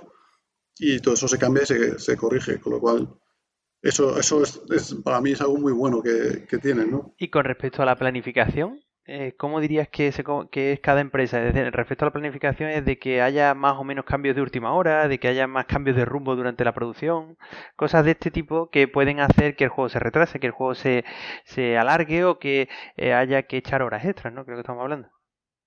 Claro, digamos que en Rockstar esa planificación, siempre existe una planificación, pero digamos que es más flexible en el sentido que si algo es bueno y merece la pena meterlo, va a haber tiempo para ello o se van a encargar de que alguien eche el tiempo en ello y van a poner los recursos de una forma u otra.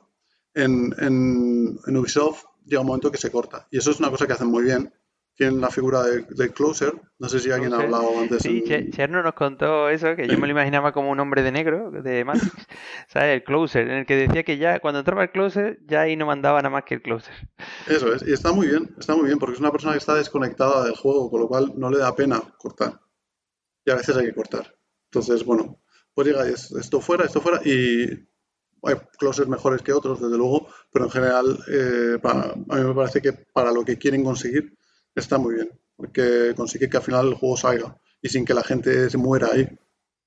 Y oye, y una pregunta, en el sentido de que como tú al ser programador de gráficos y de toda la parte 3D, ¿no? Por así decirlo, cuando se empieza un juego como Red Dead Redemption 2, tú comentas que, claro, vosotros trabajáis más al principio para que la gente de gameplay tenga las herramientas, pero también es cierto que evoluciona mucho el ámbito gráfico en 7 años. Entonces, Sí. ¿cómo hacéis para que el juego se arranca hace 7 años con un nivel y unos tipo de efectos o un tipo, por ejemplo, Armand dice, bueno, pues nosotros hemos metido las reflexiones, las hemos metido, pues las hemos hecho, qué sé, con Proof y ahora vamos a meter Screen Space Reflection porque ha salido esta nueva técnica y entonces, claro, queremos hacer que el juego se comporte de otra manera, entonces, para que esté al día, ¿no? Para que, o sea, en 7 años cambia mucho, ¿no? El tema de gráficos, ¿cómo...? Sí, cambia, pero al final la limitación real te la pone la plataforma. Entonces, si tú vas a salir para estas plataformas, tú, pues sí, obviamente va a salir cosas nuevas, ideas nuevas que puedes meter, pero los milisegundos que tienes ahí y la forma de conseguir eso, eso está ahí, entonces cada plataforma da lo que da. Pero yo que sé, si tiene que salir en Play 4, por ejemplo, el Red Dead está hecho enfocado a la Play, ¿vale? Luego, por supuesto, funciona en el resto de plataformas, pero esa es la plataforma de base. Pues metes todo para que funcione y luego, pues sí, mientras el resto de gente va haciendo el juego, tú vas puliendo, vas añadiendo. Yo, por ejemplo, cuando llegué o sea, yo estuve ahí año y pico hasta que salió el juego.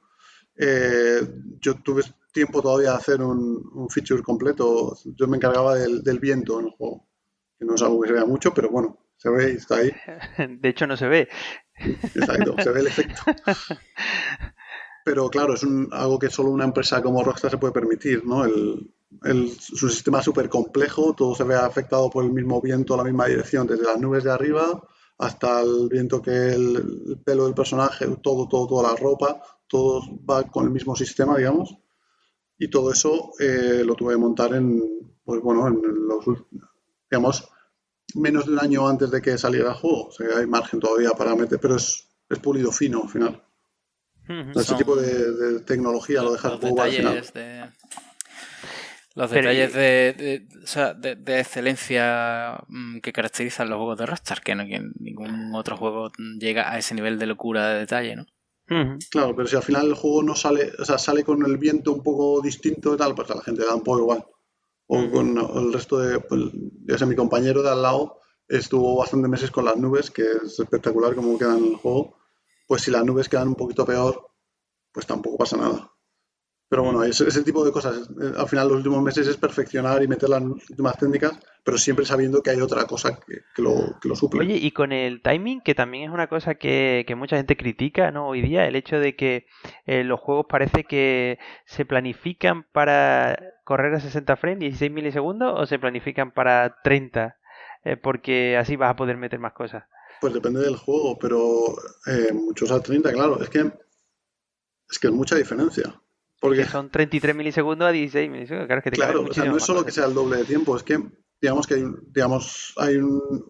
una cantidad mínima que tú esa no la puedes quitar de ninguna forma, ¿no? Eso es Ujú. simplemente el mandar las cosas a que se pinten, todo eso, esa cantidad mínima, eso no lo puedes quitar. Y pon que para hacer cosas chulas te quedan, de esos 16 milis, te quedan 6. Pero si le metes otros 16, Claro. claro, no es que sea el doble, que muchísimo más para hacer cosas chulas. Ujú. Claro. Entonces, si el juego no necesita una precisión o así, Sí, si pues no es un juego de coche o de velocidad, por así decirlo, claro, pues es que mucha gente critica, ¿no? En plan de, bueno, lanzan las nuevas consolas, PlayStation 4 Pro, no sé cuánto, que todos los juegos iban ahí a 60 FPS, a 4K, no sé qué, y luego al final todos los juegos, todo el mundo dice, pues sí, aquí lo que tenemos más procesamiento para seguir haciendo los juegos a 30 FPS y poder meter más efectos y más cosas, ¿no? Y luego la gente lo critica, ¿no? Por así decirlo. sí, pero bueno, claro, es que quieren un poco todo, ¿no? Quieren que vaya a 4K y quieren que vaya también a 60, pues una cosa u otra, ¿no? Ujú. Ok, Está ok, claro. ok. Bueno, vamos a hablar de tu vuelta a Ubisoft, ¿no? Creo que no es un caso muy típico tener a un invitado que abandone un estudio, haga carrera en otro y decida por algún motivo volver al estudio del que partió. Pues en caso de Ubisoft ¿Cómo fue pasa todo? a menudo, ¿eh? Pasa a menudo porque se vive muy bien en Ubisoft Montreal. Entonces es habitual. Normalmente pasa más dentro de propio Montreal que cambian de empresa y vuelven. Pero bueno, en mi caso en particular es que yo cuando me fui a Rockstar, eh, mi pareja, o sea, mi novia con la que llevaba en ese momento, pues llevábamos un año así, pues seguía en Montreal. Entonces la idea era que ella viniera a Edimburgo, pero bueno, por tema de papeles, de momento parecía imposible. Y, y aparte yo no me veía haciendo una carrera larga en Rockstar. Digamos que yo no me llevo muy bien con el crunch. Tampoco quiero criticarlo mucho porque al final conmigo se portaron bien, pero yo no pude disfrutar mi tiempo en Edimburgo como me hubiera gustado porque todos mis compañeros estaban cruncheando al límite. Entonces, bueno, yo ya decido que no quiero seguir ahí a largo plazo y con mi lead busqué un momento adecuado para salir, cuando ya había terminado yo con mis cosas Ujú. y para irme, o sea, poder ser, en vez de esperarme, como hubiera sido lo sensato, esperarme a sacar el juego ya que llegue diciembre y llegue el bonus, Claro. pues en vez de eso, pues me fui en verano porque, bueno, el verano de Montreal merece la pena disfrutarlo, porque si me como el verano de Edimburgo, que dura un día, y luego voy al invierno de Montreal seguido, pues bueno, eh, Es me un da año sin algo. verano. Sí.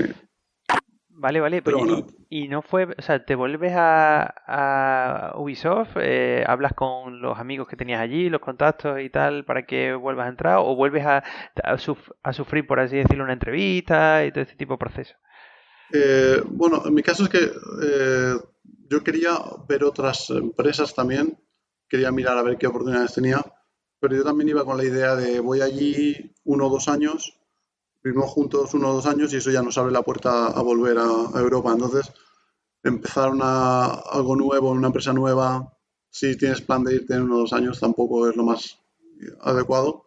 Y luego, aparte, que yo quería tener unos meses de vacaciones después del desarrollo y empezar más tarde. Entonces, por temas de inmigración, eso es complicado. El ir para allá, que te hagan work permit para que luego. Y hablé con Ubisoft porque, bueno, ellos se enteraron de que yo iba a volver a Montreal y pues dijeron que querían contactar conmigo. Y hablé con ellos porque, claro, hay muy buena relación. Y simplemente es que me pusieron tan fácil que no tenía sentido en ningún otro lado. En plan, bueno, te hacemos la mudanza ahora, te vamos el relocation ahora y tú te metes con nosotros 3 meses después. Y eso no me lo iba a ofrecer nadie. Entonces, bueno, pues ya te digo, yo he estado muy a gusto en Ubisoft. Entonces, Eso que bueno, dejaste buena huella allí, supongo. supongo, pero bueno, aparte es que es un estudio que se presta a ello. Se presta a que la gente esté contenta y que si están contentos contigo, no tienen ningún problema en que vuelvas. Ujú. Entonces, bueno, Y ahí ya el, me fui. y el proyecto, o sea, ¿te fuiste sabiendo qué posible proyecto había? Porque parece que participas en un proyecto bastante atractivo. Es un poco lo mismo que cuando estás en Interproject. O sea, yo hice entrevistas en el sentido de que ellos ya daban por hecho que me iban a coger, pero pues hablar con los distintos equipos que estaban buscando programador. Entonces buscaban en Far Cry, buscaban en tal, pero digamos que yo quería algo un poquito más pequeño. Ujú. Entonces también pues pedí que si pudiera ser un equipo que no fuera solo francófono, pues hubiera estado muy bien. Y nada, pues encontré este proyecto, dije, no, muy pequeño, salimos en un año además, y dije, bueno, echando cuenta, digo, perfecto. Y además el equipo pues es muy internacional y tal. Pero bueno, luego llegué, el juego no fue un año, fueron 2, que no pasa nada, pero bueno, es lo que es. El equipo internacional, pues bueno, era un equipo muy pequeño, es verdad, pero creció mucho más. Ujú. Y el único no francés del equipo se fue, y al final eran todos franceses en mi equipo. Pero bueno, Y bueno, Hyperspace, ¿no? Es el proyecto del que Hyperscape. estamos. Sí. Hyperspace, ¿y cómo fue ese? Porque es verdad que era un proyecto distinto, ¿no? En Ubi, era como una Sí. especie de Counter-Strike futurista o algo así, ¿no? Mm. ¿Cómo fue? ¿Cómo fue el desarrollo de ese proyecto? Bueno, esto es gente un equipo, digamos, que se creó nuevo, de gente que se había ido, pues que habían hecho Prince of Persia y cosas así, se habían ido a Electronic Arts y luego volvieron, digamos, los jefes o las cabezas de equipo, volvieron todos en bloque a Ubisoft para montar este equipo. Ujú.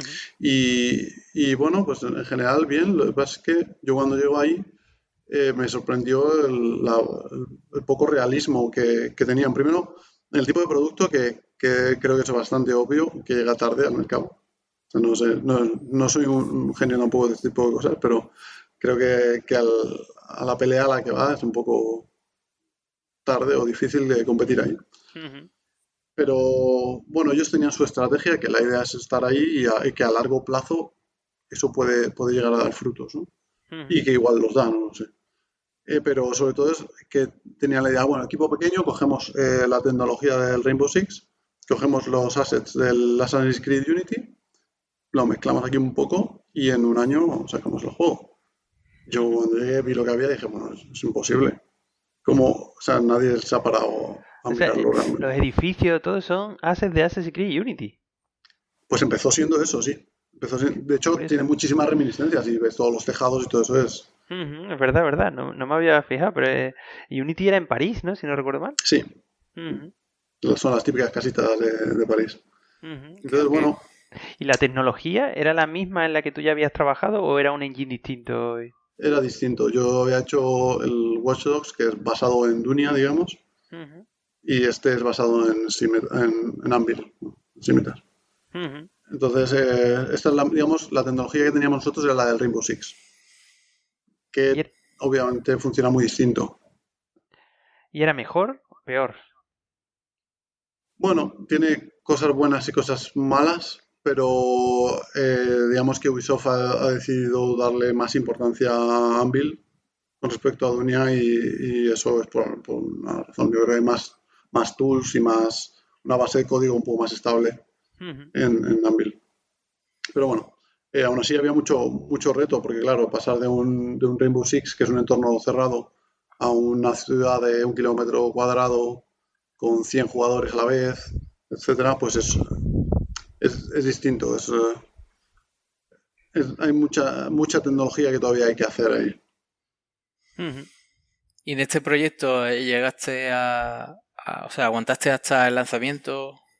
Sí, sí, salió esto bueno, la fecha oficial, o sea, salió la beta cerrada en julio, la beta abierta un par de semanas después y el juego final, digamos, la first season, Es 1 de agosto.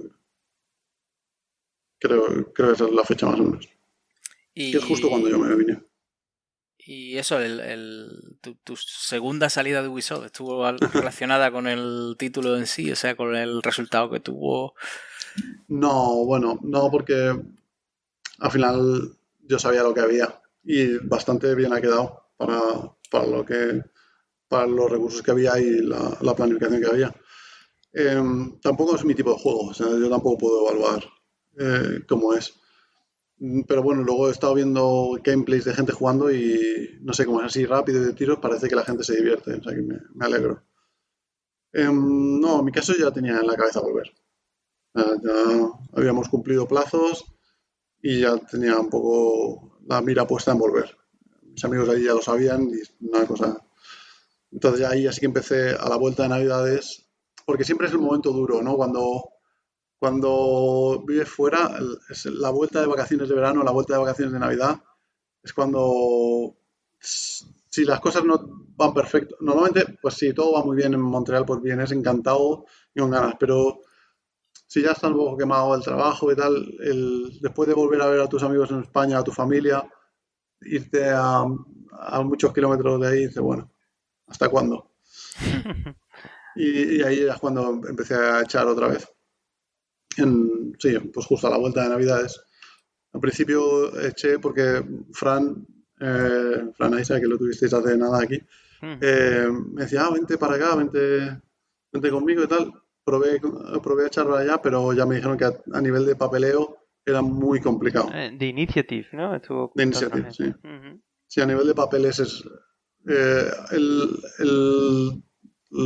tiene un currículum increíble, desde luego, y aparte pues le ha funcionado muy bien, que tenía unas cosas publicadas en la universidad y a nivel de papeles le han podido gestionar lo suyo. En mi caso yo no, o sea, pese a que tengo un buen currículum, digamos que a lo mejor no cumplo los requisitos para el tipo de visa que tiene él y otros tipos de visa son impracticables porque requieren 1 año y pico de estar ahí y no tiene ningún sentido. Uh-huh. Entonces ya descarté Estados Unidos, porque además es que no tiene sentido, yo quería volver más cerca, no más lejos. No, una cosa es, me apetecía trabajar mucho con él, me sigue apeteciendo y él lo sabe, pero la idea era Europa. Uh-huh. Que curiosamente, pues curiosamente ya lo podemos adelantar también. No sé si has hablado de Frank, pues digamos que también nosotros hemos hablado con Frank y le hemos preguntado algunas cosillas y él nos ha hecho algunas propuestas de preguntas para ti. Entonces, si quieres, Bueno. Mauri, le das caña a la primera. Vamos a ello. A ver, Fran te pregunta, ¿qué es lo que te interesa más en este momento? ¿Qué técnicas o qué friqueríos te interesa meterte? ¿Qué te gustaría explorar? A nivel profesional, pues bueno, yo creo que en lo que estoy ahora es donde quiero estar. Digamos que ya después de haber sacado una serie de juegos y etcétera, de haber llegado a publicar cosas, ahora mismo tendría 2 vertientes posibles. Una es irme al rollo indie, que creo que pues todavía no, a lo mejor no ha llegado mi momento. Ojalá llegue. Y la otra es que pues poder pulir un poco más la tecnología que en juegos no te da tiempo. O sea, cuando estás con los tiempos de producción, al final pues las cosas se hacen y se cortan cuando se cortan, ¿no? Uh-huh. Y entonces ahora pues yo creo que voy a tener la oportunidad de, además en lo mío, ¿no? El tema de efectos y de cosas así. Pues, y por ejemplo, ¿qué opinas tú de eso? Por ejemplo, ahora hay nueva NetGen, ¿no? Nueva generación de consolas en las que va a traer consigo, pues eso, muchas nuevas APIs para trabajar. No sé, como tú comentabas, a lo mejor no trabajas directamente con las APIs, pero a lo mejor sí, en el caso de consolas, comentabas que sí, ¿no? Entonces entiendo que las nuevas APIs que van a traer, en las que ya todo el mundo habla del ray tracing o las nuevas, los nuevos discos de memoria o las nuevas cosas, ¿qué de esas cosas te atrae más? Pues cuando estuve haciendo entrevistas, una de las empresas con las que entrevisté, que era un poco lo que tuve al final la última decisión, fue con Guerrilla y me apetecía mucho porque el probar la Play 5, ser de los primeros, siendo first party, tiene que ser muy interesante. Al final pesó más que sigue siendo juegos. Que no tiene nada malo y joder, qué bendición, ¿no? El poder tener que elegir entre lo que hago o Guerrilla, que es un estudio espectacular. Claro, fíjate Guerrilla, ¿no? Que de hecho ahora está envuelto en el desarrollo del Horizon 2, ¿no? O no sé si está terminado y que evidentemente tiene una pinta brutal y que ellos siempre están a lo último, ¿no? Y cuando sacan los papers de cómo se ha hecho el último proyecto que han hecho, normalmente incluso innovan y crean ellos propias técnicas, o sea que me parece brutal. Sí. Un estudio... Y que esto también hay que decirlo, a nivel de la entrevista y a nivel humano, con todos los que hablé, es un sitio con muy buena pinta. No solo a nivel de que no crancheen mucho, sino que el trato al trabajador, los directores del estudio se involucran en el proceso de contratación, sobre todo en perfiles senior, claro, pero se involucran, te hablan de normal, te preguntan qué te interesa. Eso no es habitual para nada y da una imagen del tipo de estudio que tiene que ser, ¿no? Entonces no me hubiera importado y no me importaría en un futuro trabajar ahí, pero al final no es que sea más de lo mismo, pero es el tipo de proyecto AAA que tú haces tu porción pequeñita y bueno, no es lo que quiero ahora. Ya. Bueno, y la segunda... Al final te decides por Unity, ni más ni Por menos. Unity, sí. Nuestro amadísimo y también odiadísimo. pero un segundo, Mauri. Depende del día. Antes de arrancar, tenemos una segunda pregunta de Frank. Sí, pero es que como hemos estado ya ofreciendo algunas respuestas en contexto, para que haya algo de contexto. Vale. Bueno, y luego la otra ya se mete un poco más en el terreno personal, ¿vale? Por eso entiendo que la primera era la profesional, porque la segunda ya sí que es claramente personal, ¿no? ¿Qué te parece, te pregunta Frank, qué te parece la diferencia que hay entre los españoles y los británicos cuando ibais a jugar juntos al fútbol? Bueno, hay que decir que es de las pocas interacciones que he tenido con británicos, porque como al final estaba todo el mundo crancheando, pues algunas cervezas me he tomado con ellos. Con cervezas son muy majos. En general son muy majos. La verdad es que, sobre todo, Escocia no es Londres. O sea, Edimburgo no es Londres. La gente es mucho más amable y es un sitio muy agradable. Pero el fútbol, que es una de mis grandes pasiones, es distinto. El fútbol inglés, el pelotazo y el cero gusto por jugar, es simplemente a ver quién pega más fuerte al balón. Yo creo que el fútbol español tiene mucho más de interés, digamos, incluso como jugador, como para practicarlo. Y le dimos una buena paliza alguna vez. Ahí está, coño, eso es lo que quería yo. Escucha. Vale. Bueno, pues ahora sí, ¿no? Comentamos dónde estás actualmente, ¿no? Como hemos dicho, sales de Ubisoft y terminas en Unity.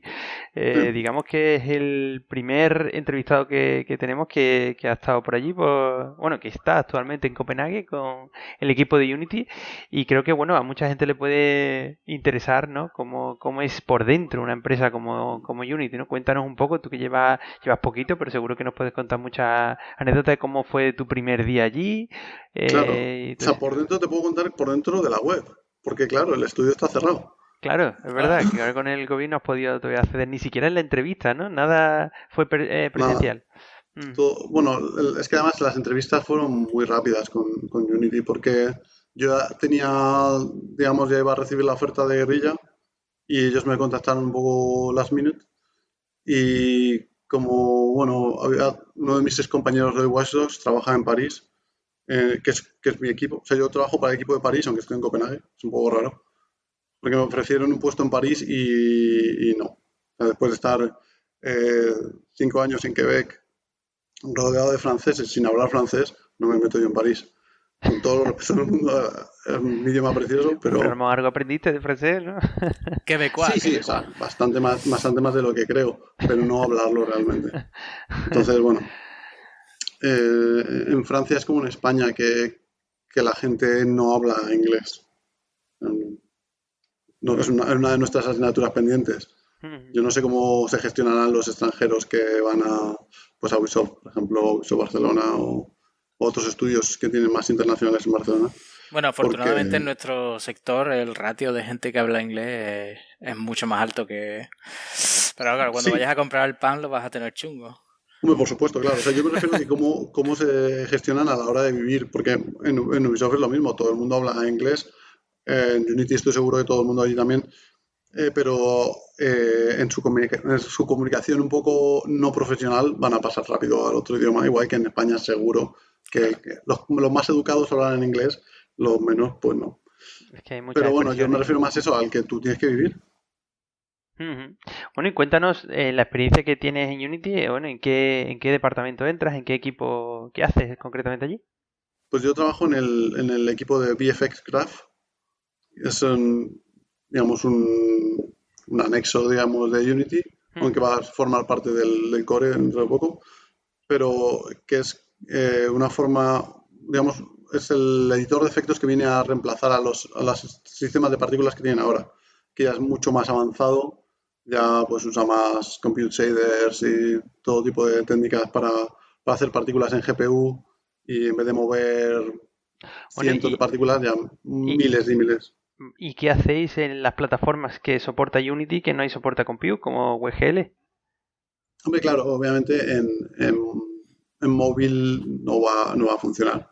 O No, sea, en WebGL me refiero a la web. bueno, pero en móvil no va a funcionar, en WebGL pues tampoco va a funcionar. Eh, Hay plataformas que están descartadas, pero en Pero, general claro, pero cuando has dicho antes que va a reemplazar el sistema actual de Unity, pues digo, ostras, bueno, pues tendrá que haber una alternativa. a largo plazo, sí, o sea, eso ocurrirá cuando el VFS Graph pueda hacer partículas en CPU también, que está planificado que lo haga. Entonces, bueno, aún no lo hace, pero bueno, usando, no sé, para el que conozca Unity, usando DOTS y todo este tipo de sistemas más modernos Ujú, orientados a datos, ujú. es bastante más rápido, entonces está todo planificado para que vaya por ahí en algún momento. De momento no, de momento sirve para hacer cosas más chulas en la GPU. Entonces, bueno. Digamos que sería como bueno, podríamos hablar que uno de los grandes competidores, si no el mayor, que tiene Unity es Unreal, ¿no? Por así Ujú. decirlo, sería como la herramienta para competir contra Niagara. Sí, exacto. Aunque Niagara lleva más tiempo y es una herramienta increíble también. Ujú. Pero sí, es un poco el tipo de software que es. Y oye, o sea, yo que también conozco esta parte de Shader, una de las cosas que más me llama la atención de Unity es el hecho ese de que ahora estaban utilizando eh, CS, pero ahora se migran a HLSL como lenguaje estándar, pero sin embargo todavía tienen cosas que están como escritas en GLSL y cosas así. Entonces tú cuando Sí, vas a hacer al final un efecto, hay parte que escribes en HLSL en Compute, hay parte que tienes que comunicarte con el material y lo tienes que hacer una especie de Shader Lab o este que sí. tienen ahí ahora mismo una mezcla bastante interesante. Entiendo que es por el tema de dar soporte a antiguas versiones y este tipo de cosas. Eso es una cosa que siempre va a estar ahí en Unity, que todo avanza muy despacio porque hay que dar compatibilidad a todo. De todas formas, entre CG y HLSL hay un matching bastante alto. O sea, Sí, lo que es pasa una que correspondencia muy, muy lineal casi. Lo que pasa es que CG está ya deprecado, entonces todo lo nuevo que Hmm. salga no va a estar. Claro, claro, pero me refiero que para el programador a la hora de adaptarse, el llamar a esta función, a llamar a la otra, es muy, muy parecido. Ujú. Y el sistema de macros que tienen y todo eso, al final te quita mucho. Y luego ya, por supuesto, Shader Lab o por encima de eso el Shader Graph, Ujú. ya te abstrae muchísimo de todo este tipo de cosas. Pero sí, obviamente hay que migrar muchas cosas. Vale, vale. Cómo de grande es tu equipo? El equipo que está asignado a esa nueva Pues, feature pues de mi Unity. equipo, mis compañeros de París son mi lead, otro programador que hace lo mismo que yo, digamos, un becario que acaba de entrar y uno que hace más la parte de UX, o sea, que hace las cajitas y eso. Ujú. Y eso es, digamos, el core de mi equipo, pero luego alrededor pues está nuestro tester, nuestro tech artist, digamos, gente más periférica, ¿no? La productora, que es el equipo más amplio, pero en cuanto a desarrollo, somos pues 3 programadores, 4 programadores. Oye, y como tú acabas de entrar, allí te dan un periodo de aprendizaje, de adaptación, para que, no sé, entiendo que no conocías cómo estaba Unity por dentro, entonces entiendo que al principio tendrás algún periodo en el que te vayan explicando, ¿no? Cómo cómo es la arquitectura. Sí, el onboarding es un poco más complicado ahora en remoto. Entonces, bueno, tengo la suerte de que mi equipo es muy pequeño, entonces mi lead puede estar conmigo constantemente. Si necesito cualquier cosa, le pregunto directamente. Pero, pero no te creas que es mucha orientación. Esto es, bueno, pues toma esta tareita pequeña y pues esto tienes aquí, aquí y allá y mándatelo tú. Y aparte es que una diferencia muy grande que he notado con las empresas de juegos es que tú en Ubisoft, por ejemplo, o en Rockstar, tú llegas a un entorno muy definido. Entonces, IT te monta tu ordenador específicamente para lo que necesitas y tú no tienes que mover un dedo. Está todo instalado, perfecto, para que tú, hombre, puedes configurar arriba, abajo esto, pero en general casi todo está hecho por ellos. Aquí no, aquí te preguntan, antes de entrar, te preguntan, ¿tú qué prefieres? ¿Un Windows, un Mac, un portátil o de escritorio o qué prefieres? Y Pero entonces tú vas. y tú dices, hombre, seguro que vaya a hacer, ¿no? Porque si voy a necesitar desplegar en iOS, pues necesito un Mac. No, en mi caso, pues sabiendo que por lo menos voy a tener que Tú trabajar con gráficos. eso en un real no te lo preguntan. Pero bueno, supongo que yo nunca he usado Unity en Mac y tampoco he usado un Mac para nada. O sea, no sabría moverme realmente. Ujú, Pero sí que hay gente que lo prefiere por lo que sea y tienen la opción de hacerlo. claro. Yo en mi caso, por ejemplo, les pedí un ordenador de sobremesa. Ahora mismo, estando en el hotel, pues al final he tenido que pasar con un portátil. Ujú. Pero bueno, no hay ningún problema, me lo cambian y está. Pero a lo que voy es que tú te dan el portátil, tú lo sacas de la caja y instala lo que tengas que instalar. O sea, eso tú preguntas a ver qué tienes que bajarte y de dónde te lo tienes que bajar, porque ¿qué software usamos para los merges? No sé, ¿qué software usas tú? El que quieras. Y ¿Qué? para, no sé, para el Git, el que Co- quieras. ¿Cómo? ¿Cómo? ¿Sí? ¿De verdad? No. O sea, entiendo que la metodología de trabajo será Scrum, entiendo, y luego te usaréis Git para trabajar o el proyecto no está en Git. Sí, está en Git y tienes como, bueno, tienes distintos tipos de repositorios. Hay uno que está en Mercurial, tienes varias cosas con distintas tecnologías, Bueno, pero tú ahí te apañas. por cierto, dar la enhorabuena a la gente de Plasti SSM, que es una Sí, empresa sí, sí. española, que es un gestor, como estamos comentando, de recursos y que se ha unido también, ¿no? Al equipo de Unity hace poquito. Sí, que son de Valladolid, creo, ¿no? Sí, por ahí. Eh, no lo Pues recuerdo, están yo por ahí. recuerdo que le estuvieron entrevistando en tecnología, estuvo Pablo, recuerdo, y te contaban eso, que ellos, gente muy llana, muy normal y que estaban teniendo mucho éxito con la herramienta y gente que bueno, ¿no? Que han podido unirse al equipo de Unity, que entiendo que le dará muchos recursos. Hombre, si Eh, están ahí es porque han hecho un trabajo estupendo, o sea que no queda duda. Sí, yo recuerdo de las empresas que utilizaban Plasti SSM, que por ejemplo hablábamos de Digital Legend, que decían eso, que como ellos tienen, es el único sistema de control de código que tiene como un perfil para gente de arte y un perfil para programadores. Entonces te ponen algo muy fácil para que los artistas también puedan subir las cosas al repositorio y no se líen con el tema de ramas ni cosas, sino que ellos solamente hacen como el simple commit y tal. Y después también tienen no solo el diff de código, sino que también, por ejemplo, tienen el diff de recursos gráficos como imágenes. Mm. E incluso permite que tú te crees tus propios sus propios diff de elementos. Por ejemplo, si tienes Ah, un formato específico, ¿no? Para un asset Mm. en tu motor, pues te permiten que tú metas como un plugin en el que puedas hacer diff entre dos elementos y puedas ver tú la diferencia cuando lo vas a subir y todo ese tipo de cosas. pues muy bien pensado porque sobre todo eso, la parte de arte siempre es un problema. Sobre todo con Git, que pues con ficheros largos y tal, Mm. ficheros grandes, es un poco El complejo. LFS, ¿no? Es al final lo Sí, que te termina metiendo. sí. Vale, Nosotros vale. lo adoptamos hace un año y la verdad es que estamos muy contentos. La verdad es que sí, sí. Y bueno, cuéntanos qué cosas nos puedes contar de Unity, de los días que llevas trabajando allí. Pues bueno, eso sobre todo al principio es esa sorpresa de la flexibilidad y la responsabilidad que te dan, ¿no? De tú haces lo que creas, hombre, tienes tus horas más o menos, pero tú te administras y confiamos en que tú hagas un buen trabajo. Que eso es lo típico que se dice en muchas empresas, pero no siempre se hace. Y en empresas de videojuegos, pues sí, en Ubisoft tienes toda la flexibilidad del mundo, pero a la hora de la verdad tu horario tiene que estar aquí y allá y tú tienes que estar día a día hablando. Con mi equipo hablo bastante, pero son puntos de sincronización. En plan, bueno, el viernes hablamos, hacemos nuestro stand-up, decimos que hemos hecho, o si tenemos que definir qué tareas o qué cosas hay que hacer para este mes, lo hablamos. Pero en general te dejan ahí a tu aire, que está bien, pero claro, ahora en mi situación concreta estoy en otra ciudad y en un hotel, bueno, pues tiene sus desafíos también, pero bueno. Pues bueno, genial, ya estamos llegando al final de la entrevista y bueno, podemos meternos un poco en harina porque sabemos que aparte del COVID, la segunda circunstancia que tenemos es la guerra entre Unreal y Apple.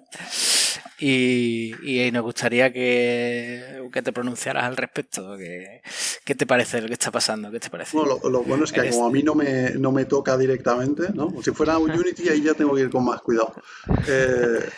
Hombre, Están involucrados dos de tus archienemigos, ¿no? Por un lado Apple, que no te gusta demasiado, y por otro lado Unreal, que es tu competidor directo. Es como que se maten entre los dos.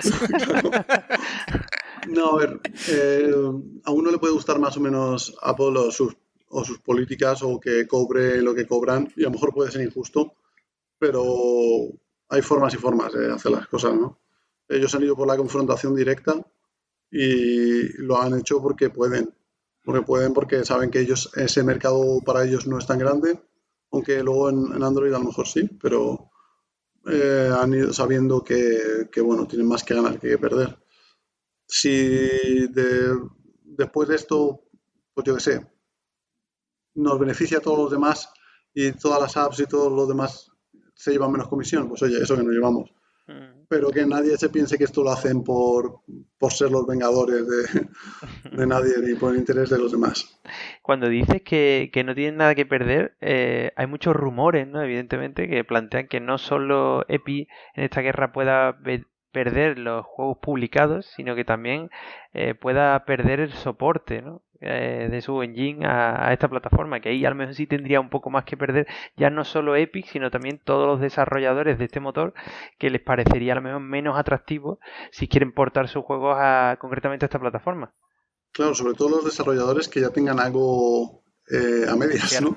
La gente son los que realmente pueden perder con esta guerra, porque al final Unreal, con la cantidad de millones que hace Epic con Fortnite y con todo el uso intensivo que hay de Unreal en otras plataformas, en Mac o en iPhone es minoritario. Luego en Android también les ha salido un poco así, pero al final Unity es el mayoritario para plataformas móviles. Oye, y una pregunta, tú que has trabajado directamente, podríamos decir también, incluso has participado en el desarrollo de los motores que están dentro, ¿no? Por así decirlo, de las compañías AAA, ¿qué puedes contar o qué diferencias principales encuentras con estos engines que son Unity como Unreal, que son los públicos, los que la mayoría de los desarrolladores indies pueden usar porque están a su alcance? ¿Son mejores herramientas? ¿Son peores? ¿Qué es lo que... ¿Qué ventajas tienen, ¿no? Herramientas propietarias que dices, no, hay una serie de cosas que a día de hoy ninguno de estos motores todavía los tiene, o no, los Unreal Engine van por delante en cosas que se han presentado, ¿no? Con el último vídeo que hubo con el motor que hicieron para el render de miles de geometría y ese tipo de cosas, y dices tú, ostras, esto igual solo lo tiene Unreal, o... Sí, o sea, hay varias cosas ahí. O sea, lo primero, lo que has dicho a nivel de herramientas es otro mundo, desde luego. O sea, un motor que tiene que venderte las herramientas y que tiene que preocuparse por las herramientas va a estar mucho más pulido que un motor en el que todo se hace deprisa en los juegos y si algo funciona, ¿para qué cambiarlo? Un ejemplo muy claro supongo que no hay ningún problema por decirlo, es la herramienta que tienen de gestión de bugs en Rockstar, que está hecho el frontend en Flash, creo, o bueno, alguna tecnología así, y el cambiar de un bug a otro cuando tienen muchos, y ahí la gente tiene muchos, tarda segundos, o sea, tarda, ¿sabes? Como 1 o 2 segundos entre cambiar de un bug a otro, y eso cuando tienes cientos y estás cambiando de uno a otro, eso al final es un dolor al final del día. Se planteó la posibilidad de cambiarlo, no hay tiempo, y hubo gente que a espaldas de la compañía en su tiempo libre después de las horas extra, como si existiera, pues en poquísimo tiempo montaron un frontend muy básico con herramientas actuales, porque al final es lo único que fallaba y eso iba a una velocidad increíble. Entonces, que no haya, digamos, los recursos para cambiar algo tan básico, tan fundamental como eso, te da un poco la idea de que, bueno, sí, es que funciona ya, ¿para qué quieres que vaya más rápido? Si funciona. Claro. O sea, en Unreal, si no va bien, la gente se queja y lo cambian. Claro. Pero me refiero, ¿y con respecto a avances tecnológicos? Claro, eso sería otra cuestión. En concreto, Unreal, Unity, sobre todo Unreal, pero Unity también, tienen el dinero como para permitirse tener gente de investigación y desarrollo. Pocas empresas de videojuegos pueden hacer eso. Al final, pues sí, se hace investigación, entre comillas, cuando estás haciendo, presentan sus papers y tal, sobre todo las más grandes, ¿no? Pues Naughty Dog, porque Rockstar es más cerrada para eso, pero bueno. Sí, hacen cosas muy chulas, tienen gente muy buena, pero en un contexto de producción. No pueden estarse un año investigando algo. Ahora en Ubisoft tienen un programa que se llama La Forge. En La Forge están básicamente investigando, entonces traen gente de la universidad, más en el mundo académico, y pues intentan darle salida práctica a papers más teóricos, y eso funciona bien, pero bueno, funcionará a la larga. O sea, tienen cosas de, pues yo que sé, ambient occlusion, con redes de neuronas, cosas así chulas, pero a la larga. Y Unity o Unreal también lo tienen. O sea, gente que te puedes permitir que hagan avances que luego a veces incluso no se incorporan al motor o tardan mucho en incorporarse al motor. Se publican antes de estar. Y eso, claro, es otro nivel con las empresas de videojuegos. Vale, y penúltima pregunta. Tú que estás en Unity, dinos algo en lo que Unity es mejor que Unreal. La verdad es que Unreal no lo he tocado tanto. Yo diría el punto principal es la accesibilidad, porque la curva de aprendizaje inicial de Unreal es pronunciada. O sea, incluso si no te metes en C++ y solo te metes con blueprints, hay tantos botones y tantas cosas. En Unity empieza a haber también muchas cosas, pero la presentación es distinta, ¿no? También el hecho de que a mí me gusta mucho, aunque también quieren cambiarlo un poco, que es que Unity te da una hoja en blanco, ¿no? Y eso a la hora de aprender es más sencillo porque tú ya sabes cómo funciona todo lo que está en tu escena, ¿no? Tú metes ahí, salvo que metas plugins o paquetes ya hechos, tú puedes empezar de cero. En Unreal es complicado empezar de cero. En Unreal pues coges el modelo que se mueve en 3D y lo pones ahí y tiene miles de componentes y a saber cómo va eso. Sí, sí. Es verdad, y además que en Unreal tú cargas el editor, ¿no? Y pesa una barbaridad, pero luego tú ves que selecciona un objeto y la puñetera flecha de axis de selección se refleja en el suelo, ¿sabes? Sí. Como, me cago en la... Le han metido efectos a todo, ¿no? Y no, bueno, eso es una de las cosas que harían bien ellos, que de primeras, según sale de la caja, lo que ves es increíble ya. Que en Unity hay que tocar mucho para conseguir algo parecido. mira, pues curiosamente eso es lo que te íbamos a... La segunda era, ¿qué crees que es mejor en Unreal que en Unity? Bueno, o sea, incluso a nivel de tecnología, pues tienen un tiempo de ventaja, digamos. Pero bueno, yo creo que por suerte a día de hoy pueden coexistir perfectamente los dos motores. Van a mercados casi diferentes, aunque ahora, por supuesto, Unreal intentará más indie, Unity intentará más AAA, pero yo creo que hay mercado de sobra. Y el simple hecho de tener un lenguaje de programación distinto, ahí ya divides a la sociedad perfectamente. Genial, pues ha llegado la hora pregunta final, que también entra dentro del protocolo, ¿no?, que solemos hacer con todos nuestros invitados. Y es una pregunta para reflexionar sobre la industria española, que no sé hasta qué punto sigues de cerca.